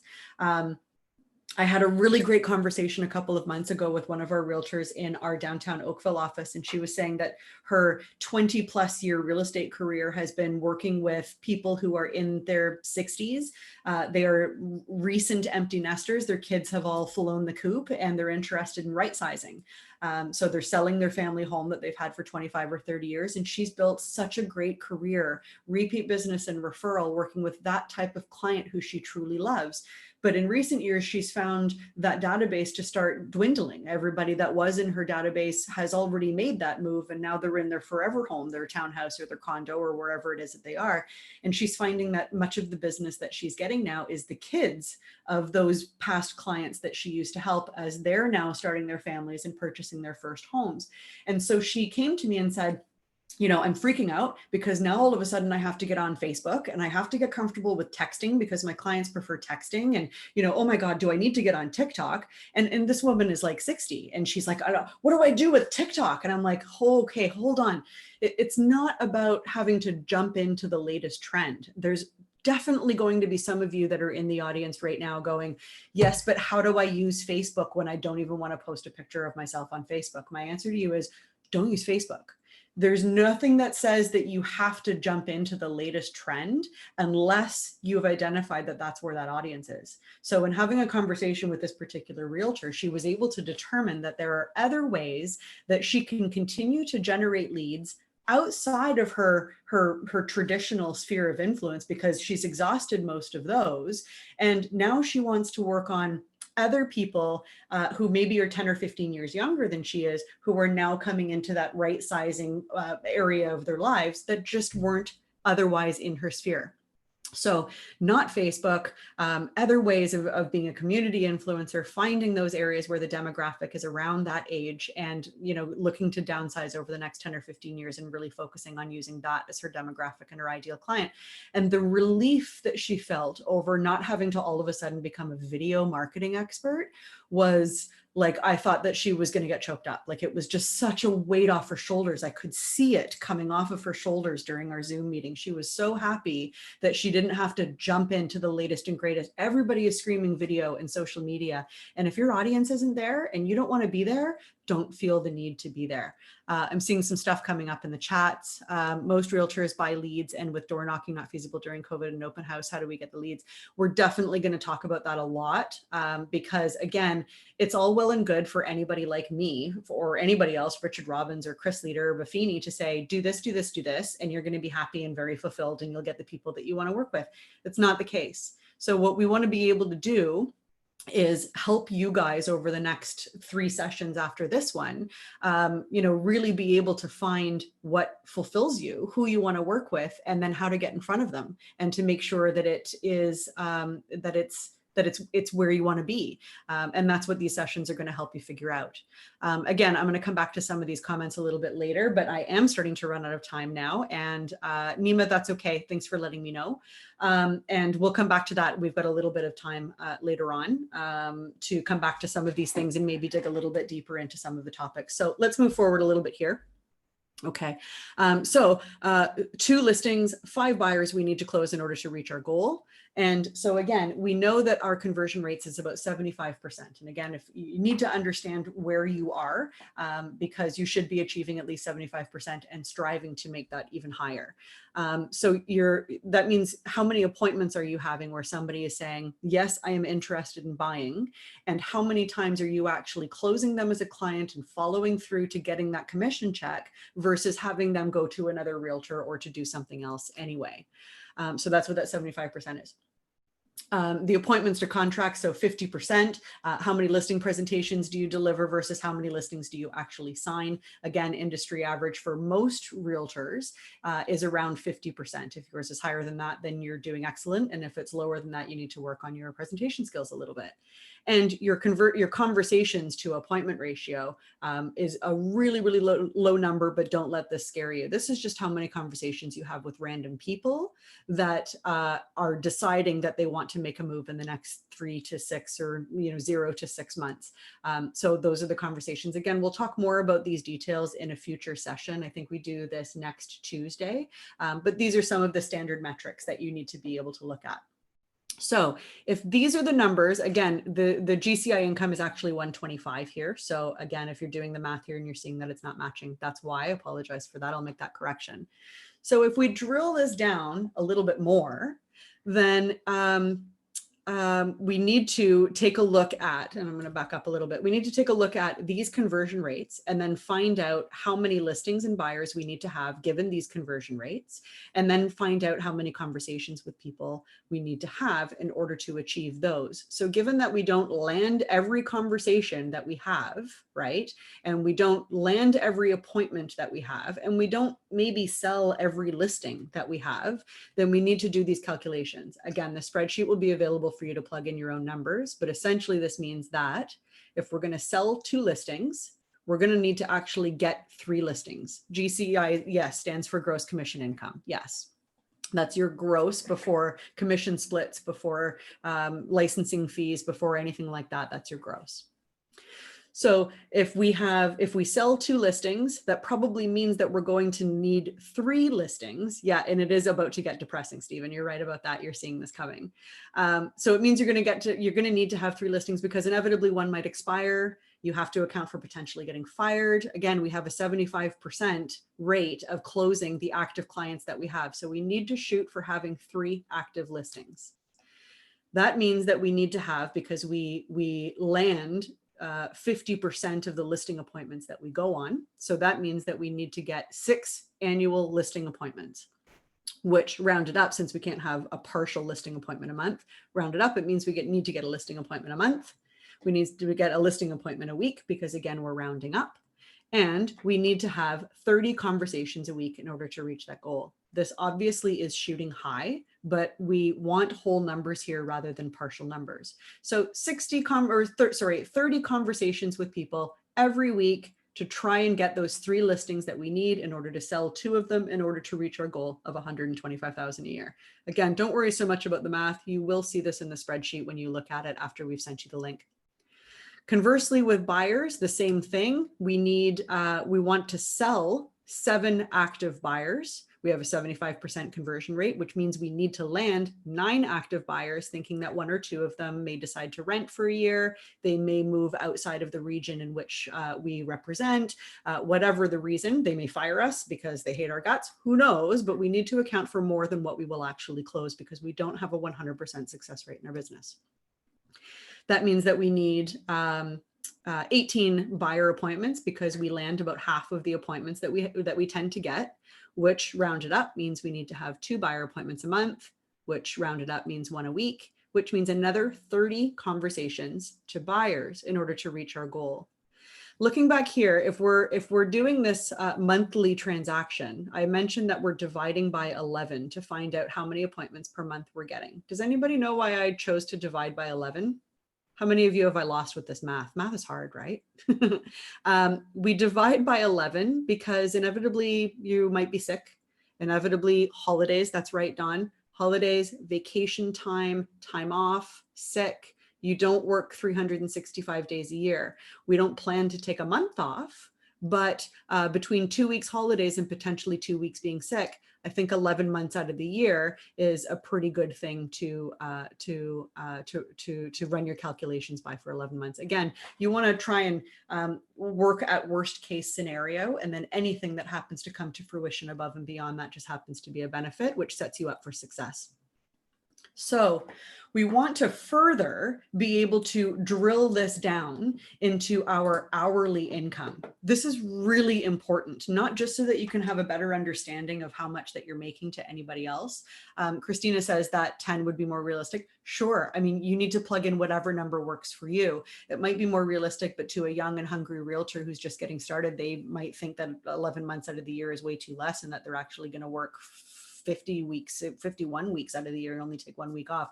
It really depends on, you know, what's going to be working best for you. Your hourly income is super important. Because not only does it help you gauge, you know, your value as a professional in the broad working world, but this really helps you determine what you might need to outsource, depending on how much that outsourcing costs, and what is better for you to be able to do yourself.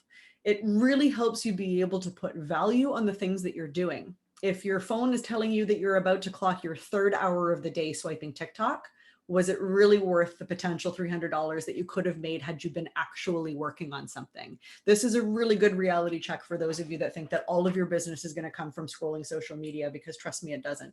I tried that and it sort of worked, but not enough. You need to be sure that you are performing the activities that actually pay you. The activities that pay you are the specific activities that actually lead to closing deals. And believe it or not, taking this business planning course with me does constitute as that. So we'll look at what those things are in the next slide. But for now, let's go through this calculation. You're working 11 months out of the year, which is 48 weeks out of the year. And to meet your projected GCI, we know that we need to close 7 deals, but we're rounding it up to 1 deal per month. You work 6 days a week, give or take. Some days are 10-hour days, some days are 5-hour days. You work, give or take, 8 hours a day. Again, some days are 5-hour days, some days are 10-hour days. Because we're going to be closing 1 end per month, it means that we are making $15,000 monthly, which sounds really good. It also means that we're making $37.50 weekly. Sounds pretty good. Also means that we're making $625 a day. Sounds pretty good. And when we're comparing with what we know minimum wage to be, what is it now, 18 bucks and change or whatever it is, we're making $78 an hour. It's not bad for $125,000 a year. Not bad at all. Now let's look at the scary stuff. And the scary stuff, of course, is moving into the next slide. So we want to use these numbers as a guide to start your plan. But again, for everybody, this is going to be different. Later, you can itemize the expenses in each of the categories and make appropriate adjustments that depend specifically on the lead generation that you have decided to do and other aspects of your business accordingly. These are averages. They depend on your market and your split, of course, and these percentages will look different depending on that. Some of you may be on a 50-50 on a team. Some of you may be on a 70-30. Some of you may be on a 90-10.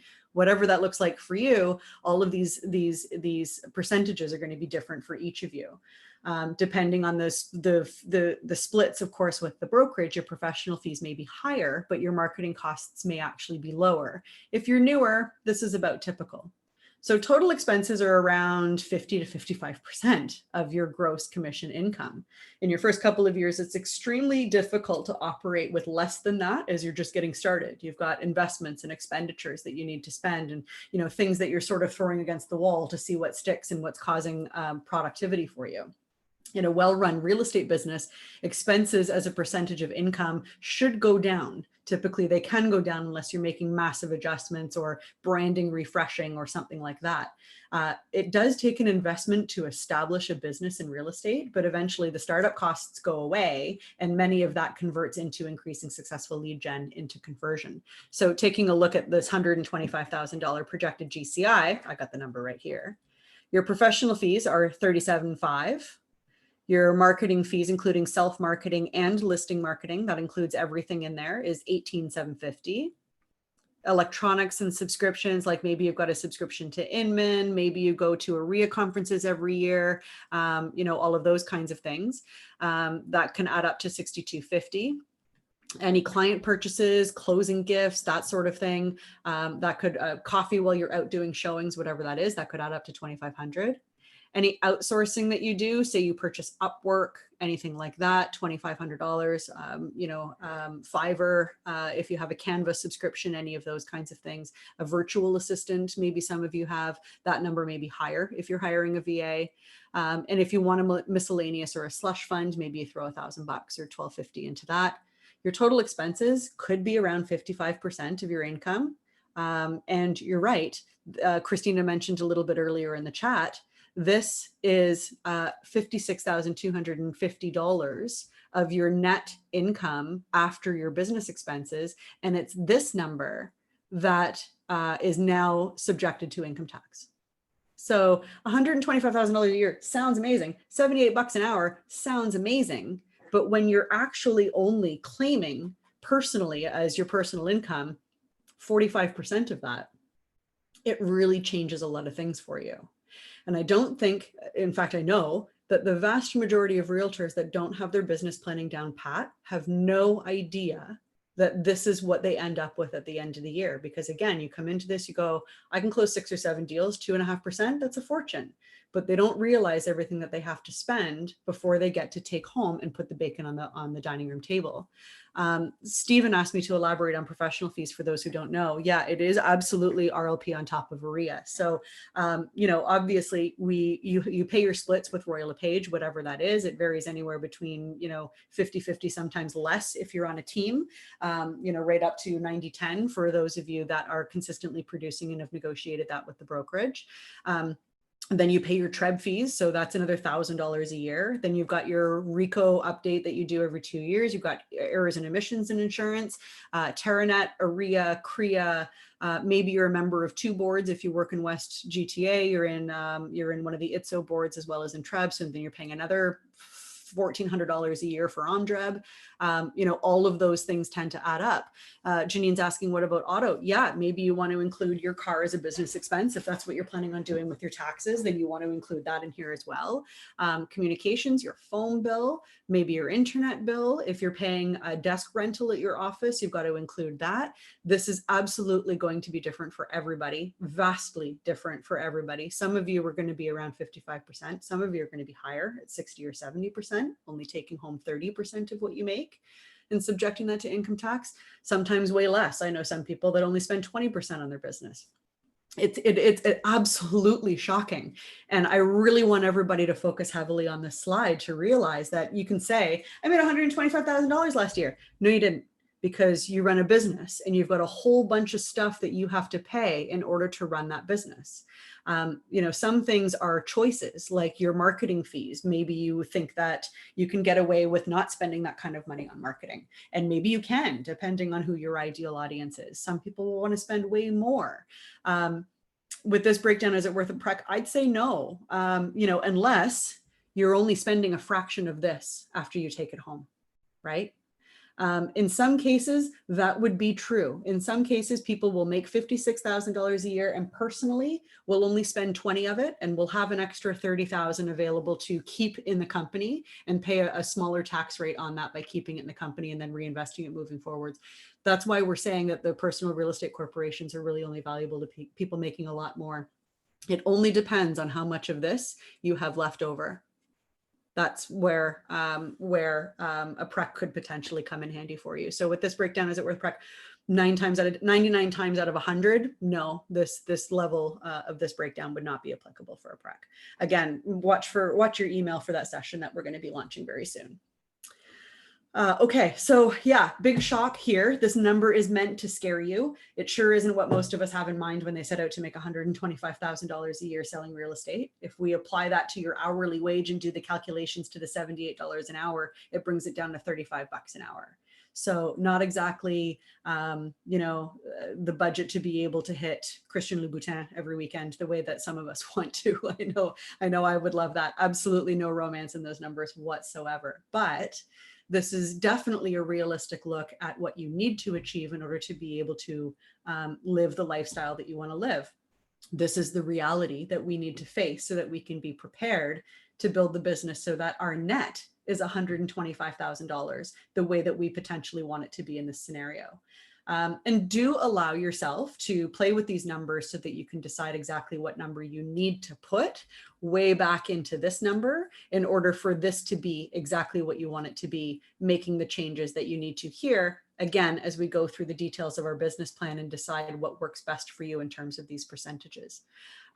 There is no comfortable number to settle for. No, you're right, Stephen. It literally is specific to everybody. I can tell you that when I was selling real estate, I didn't want to make more than $150,000 a year because I didn't want to be crazy busy, right?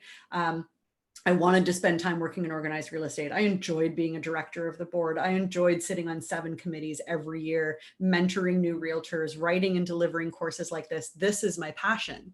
And if I'm too busy out selling real estate, I don't have an opportunity to really get the personal reward from doing this with you guys that I really want to do. So I never had goals to make much more than that. And I was able to live comfortably off of what I was making and afford the time to do everything that I wanted to do. So food for thought, again, it's okay if you're only putting $100,000 here, or if your number that you want here is only $50,000, that's okay. There's nothing wrong with that. We don't always have to shoot for having 7 figures in our bank account if that's not what's conducive to your lifestyle. Many realtors do this as a hobby, and that's okay. I knew a guy a couple of years ago, he doesn't work for Royal LePage anymore, probably why, but he had no interest in selling anything. He literally did this. He was a retired guy, and he literally did this as a reason to get away from his wife every day, come into a real estate office in an environment around a whole bunch of other people and talk about real estate. The people that would walk by on the street, he would bring them in and have a coffee because he wanted to talk about real estate. He wasn't interested in selling anything. He was just obsessed with MLS and wanted to talk to other people that were obsessed with MLS. So you really have to figure out where real estate fits into your life and what you want it to do for you. And this again relates back to the vision that we did an hour ago. So right under the wire, this was actually fantastic timing. So to summarize everything that we did this morning, keep playing with these numbers until you're happy. It would be helpful for you to have a fairly good idea of these numbers before Thursday's session, because we're going to be talking a lot more about those specific percentages on Thursday. But if you're having trouble, that's totally okay too. You'll still be able to follow along without having your own numbers plugged in. We'll keep working with Ethan if that's what we need to. What you need to do if that's the case though, is really schedule some solid uninterrupted time at some point, either before Thursday or even maybe into the weekend, to give this the focus that it really does deserve for your business and for your career. And if you don't think that you'll do it at all, then, I mean, I'll be honest with you, the only one losing out on your potential is unfortunately you. I mean, it's no skin off of my back if you're not going to do this, but if you want to build a solid career, this is absolutely the right way of going about doing it. So before I move to the next slide, I just want to take attendance quickly one more time. So if you'll just bear with me while I open up my participants list, we have more people than we started with than we had an hour ago. Interesting. So please bear with me just while I make this a little bit bigger and just take a screenshot of, unfortunately, I don't have the webinar add-on for Zoom, so I'm at the mercy of taking screenshots of the attendee list. So please bear with me. And while I'm doing this in the chat, give me your feedback, anything that you want to share, any questions that you have to ask. And I have to say that if you have nothing to offer and you're ready and eager to get going or have other appointments, feel free to leave. I'm done now. For anybody that wants to stick around, I actually have some time. This is my crisis hour starting now. So I actually have some time to stick around. And if any of you guys want to unmute or, type in the chat, ask questions, network, whatever you guys want to do, I can stick around for a little while. And if you're not, and if you need to go, then you can feel free to exit now, and we'll see you guys Thursday morning at 9 o'clock. I'm available for the rest of today. I'm available tomorrow. While I'm not going to be able to answer everybody if all of you email me, I do want to do my best to take some time to work with each of you and answer any questions that you guys may have. So again, feel free to unmute. And good luck to those of you that are going to skip out, and we'll see you guys Thursday morning. Are you able to unmute? Let's see. Yeah, I unmuted. Perfect. So does anybody have anything they want to share while I scroll through the chat?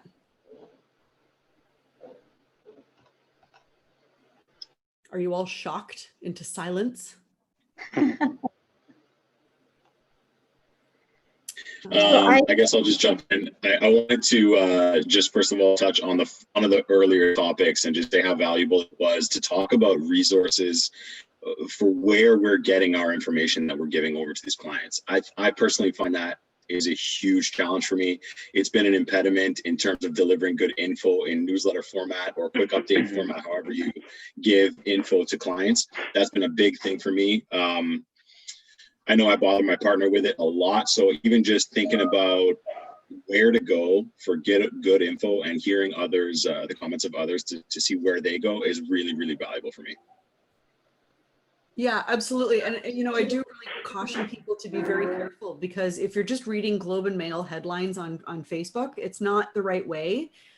Because newspapers are always conflicted about, you know, what's going to be happening tomorrow. And again, as we discussed, you can't be a predictor. So look at the facts, not the presumptions. You know what I mean? I think that's really important. I just want to quickly address, Usha, you asked if anybody helps with web forms and Authentisign. Yeah, I do a course on digital signatures and dynamic agent. So you just have to ask your branch administrator when the next session is, and she'll let you know and register you.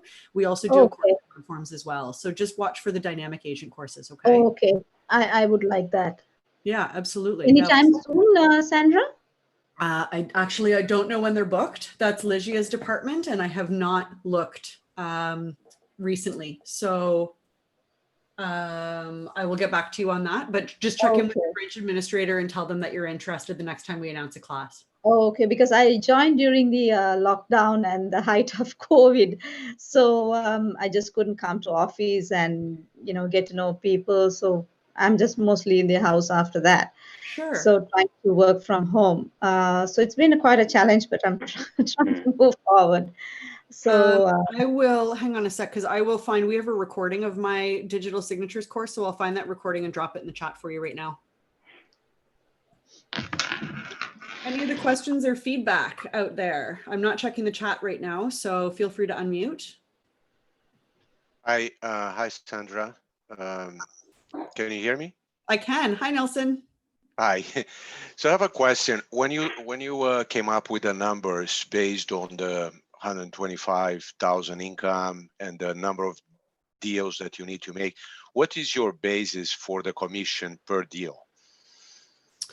So like the $15,000 per deal? Yeah. I think what I had done was I just took, you know, the average commission of, you know, 2% or 2.5% for an average deal around $600,000 or $700,000. So it was just a rounded number. It wasn't really anything specific, but I think that again, it's important as you are, you know, looking at your business. Do you think that you're going to be selling starter condos to first-time home buyers or to investors, and you might be selling $500,000 condos as one of your primary units or transactions? Or do you want to focus more on the intro luxury market in Oakville, where the average house price might be 1.3 million? And then what is your estimated commission based on the value of that transaction? And again, that's going to be different for everybody.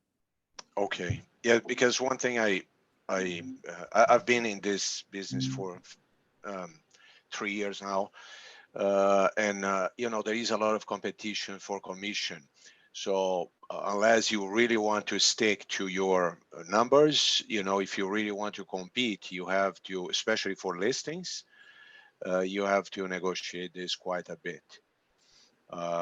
Even for as a buyer rep, depending on the culture, depending on the type of client, you may, in some cases, they will require a rebate on the commission. Yeah. So competing with other business models is one of the biggest challenges that realtors will continue to face. And I'll tell you, that's not going anywhere anytime soon. But, you know, if I'm asked, and again, of course, I can't predict what's going to happen in the future, but if somebody were to ask me if I think that the traditional full service realtor for a traditional full service fee is going anywhere anytime soon, I'll say no. Is our pool of potential clients decreasing, or is the pressure from clients continuing to grow for rebates? Sure. And the thing that I would suggest to you is you can never blame a client for asking. right? Because if you were to think that you had to go out and spend $50,000 for a service like selling your home, and it was going to cost you $50,000, that's a brand new Mercedes that you're spending on some random person to help you sell a home. And so looking at it from the consumer's perspective, that's a ton of money. And if they're not confident that you're going to be able to make them $60,000 or $70,000 in return, then that $50,000 becomes even harder to write the check for. And that's something that you guys really have to keep in mind. So is there another realtor in there that will do it for half price? Yeah. How does your value proposition compare to that realtor that will do it for half price? And that's what you really need to hone in on. If your value prop isn't worth that, if your value prop isn't worth 50 grand to you, like, would you pay yourself $50,000 to provide the service that you're providing? Then you really need to take a deep dive into what it is that you offer and how it compares. Now, Christina, I know you've got your hand up and I do want to hear from you because you've got something to add, but hang on 2 secs, because what I also want to say is on this is there are always different audiences that you can turn your sites to if a certain culture or a dynamic that you find yourself in isn't working for you. And as an example for that, I once worked with a Chinese realtor who at one time dominated the Chinese market. I mean, she just had it wrapped up in a nice little bow and she was making millions of dollars every year with this hugely successful team, barely even had to try. And then, as you were saying, these cultural shifts meant that her immediate sphere of influence was suddenly not working with somebody who was a full service at a full fee. They were going to the 1%ers because they didn't really care about the service that this realtor was providing, this full level of service. They never were able to see the value that she was providing. So when she realized that it was either going to be do or die, she had a choice of either moving to a low cost, low budget, discount Chinese-based real estate brokerage to be able to continue to serve the clients that she was serving, or she could adjust and shift and expand outside of her sphere of influence and reach into other cultures that were more appreciative of the full service that she was able to provide. And suddenly her dwindling business re-exploded into greatness because she was able to pivot and adjust and identify where that audience was that she wanted to work with, who were willing to pay, and realize what her value proposition was. Christina, what do you have to add to that? Well, the only one way in my mind you can beat the commission objection if you remove the commission and you are talking about net. But yes, you have to have a track record and you have to show that you will put about $60,000, $70,000, $80,000 more for the same location, same house, same finishes because of your marketing. Now I can do it because I'm a farmer, so I sell a lot in my farm area, but even in Oak Park, I'm being hit by the low commissions, but I'm still able to get my full commission because of my track record. And I'm not even talking about commission, I'm talking about netting. And I'm very good with numbers, so I have actually charts included in my listing presentation. Is there something there that you might be willing to share with the group at all, Christina, if you took like a lot of the details and stuff out of it, just to give an idea of what that looks like for people? So what I would do, like, I even can share my whole it's a pre-listing package. So I drop it out before I even go out to meet people. I'm so sorry, my puppy is chewing on a bone because she was torturing me. So I had to give her a bone and now she's dropping it. So what I do, even before I go out, I send them actual emails with the properties that's sold, that's selling. And then I go and create a chart. What is another agent sold it for? What it could have sold for, how much they lost by going with a low commission agent. And I have it done for 15 years ago, 10 years ago, 8 years ago, 4 years ago, 2 months ago. So I provide it with them. So I'm removing the commission and we're talking about net in your pocket. And that makes it much easier to get your commission. Yeah. Yeah. And there are a lot of examples for that. So Kim. And the other thing, can I say something? I'm moving into the Niagara area as well. So if anybody has referrals, my best friend and who I'm working with, she lives in Welland. I always say keep the referrals in the brokerage. So if anybody looking Welland, Niagara Falls, Font Hill, I'm more than happy to take good care of them. And of course, our motto is we're bringing Oakville into the Niagara region. so we can help out people if you have any referrals. So you Yeah, don't that's have to go to great. the net, because I've been analyzing a lots of people moving out due to COVID, and it's a tendency now. We've been already doing some marketing and so on. I sold several properties. So if anybody needs a referral, I will take great care of their clients, and they still can keep them in their database. Beautiful. Thank you. Good for you on your expansion. That's fantastic. Any other comments based on stuff we've talked about this morning? I've got a lot of questions, obviously, in the chat. We're going to share the slide deck and the spreadsheets. Yeah, I'll arrange an email to send out to you guys shortly. I'll work on that as soon as we close off this session this morning and make sure that you guys get all of that in your inbox. Sandra, I had a quick question, actually, or I guess a bit of a comment. When I took this course at first with Deborah quite a few years ago when I began in real estate, these numbers of the amount of people that I needed to reach out to and contact, they actually froze me into inaction. The numbers were so large that I was unable to wrap my head around how it was possible. Forget about doing it 1 week, but week after week. And I know it's important for us to understand them and obviously shoot for them. But I'm also curious of how different people will react to them. Like, I knew for myself, I had to set my numbers a little bit lower and just try to feel good about myself. And that allowed me to build some momentum. But that very large goal of that kind of big number, it had a kind of a negative impact on me. And it was interesting when you were going through the numbers, I was clicking through and looking at people's faces. I saw like people like that. It was really something. But yeah, I'm not sure in your experience if you. Yeah, I totally appreciate that, because I had the same impact when I first started taking this course over a decade as well. And I think that what I've come to learn and what I hope to be able to really enlighten people at when we do our lead conversion part of the course later on is that while today the numbers seem really overwhelming and scary, it's supposed to be that smack in the face of, holy crap, I have to work. And then what we're going to be able to do, and what I feel that my personality and my knowledge has been able to introduce into Deborah's typical business planning, is that it's not about hammering the phones and making 60 phone calls a week. And so, yes, it's scary. Yes, you have to work. But what I want to help you guys do is find a way that you're not even realizing that you're making 60 conversations a week because you're doing it without even trying, or setting your numbers lower if that's what you need them to be, if your conversion rates are higher, or setting them higher if you want to challenge yourself even more. What I really want to be able to highlight, and thank you for pointing it out for anybody that's still here, is that a conversation can literally be a Facebook PM. Hey, I saw your post. Congratulations on the third baby that you're having. You guys must be so excited. How's everything going? And then they reply back and say, everything's great. Thanks for your congratulations. That's a conversation. So I do want to talk a little bit more about, and thank you for pointing that out, because it doesn't have to be a conversation of, I'm a realtor, can I help you buy or sell tomorrow? Because that's not what we're talking about. And that can be hugely overwhelming. But no, it's not about that. It's just about making sure that you are talking with people on the regular, because what I've come to learn in selling real estate is that if you're not talking to people, you're not going to sell anything. So that's kind of where that comes from. But that's a really, really valid point, and actually makes me want to reiterate that before it gets to the point where somebody's pointing it out in the chat afterwards. So I'm going to add that to the content. Thank you. Cool. Thank you.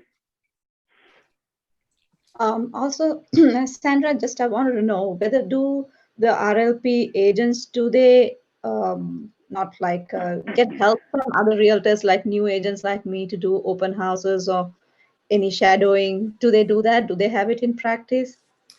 We don't have anything official that we have, but what branch are you with, Shusha? Glen Abbey. You're with Glen Abbey. So talk to Yes. Lori. Oh, yeah. The first realtor that I ever mentored was one of Lori's realtors. So I practiced out of the Oak Park office for my entire selling career, but I used to mentor new realtors that came in under Glen Abbey. So if you ask Lori, she will connect you with somebody who is eager to assist and work with newer agents. keep in mind that Halton's probably going to follow Toronto, and open houses are probably going to become Yes. legal there, if not by the end of this week, at least very soon. So open houses are off the table for the time being. But you know what you can do is virtual open houses in lieu of that. So my virtual open house course that I do gives a tip for newer agents. If you're interested in hosting a virtual open house, find a realtor in your office that has a listing that isn't present on the internet and offer to host virtual open houses on their listings. Sometimes that Oh, can okay. be really beneficial and a really good tip. I know a young realtor out in Vancouver that made a lot of money in April from hosting virtual open houses for realtors in his office that weren't interested in doing them. So and again, to go back to your question about mentoring and shadowing, talk to Lori and she'll set you up with somebody that you would be a good. Oh, okay. Okay. Thank you so much. Thanks. Okay.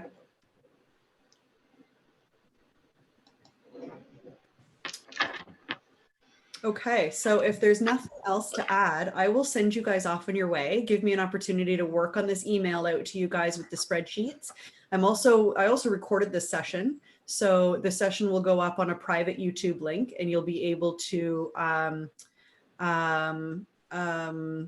rewatch portions of this video if you want to fast forward to particular topics. But failing anything else, I will see you guys bright and early on Thursday morning back here on Zoom. You will get the link sent to you by email. One will go out tomorrow morning and the next one will go out 15 minutes before 9 a.m. next Thursday to join next Thursday's session. And again, if you need any assistance or have any questions in the meantime, I'll try to be as available as possible given my other responsibilities as well. But thank you all very much for being attentive and committing your time today. I look forward to the next 3 sessions with you guys and hopefully a super productive 2021. Thank you. Bye. Thank you, everybody. Bye. Thanks, Sandra.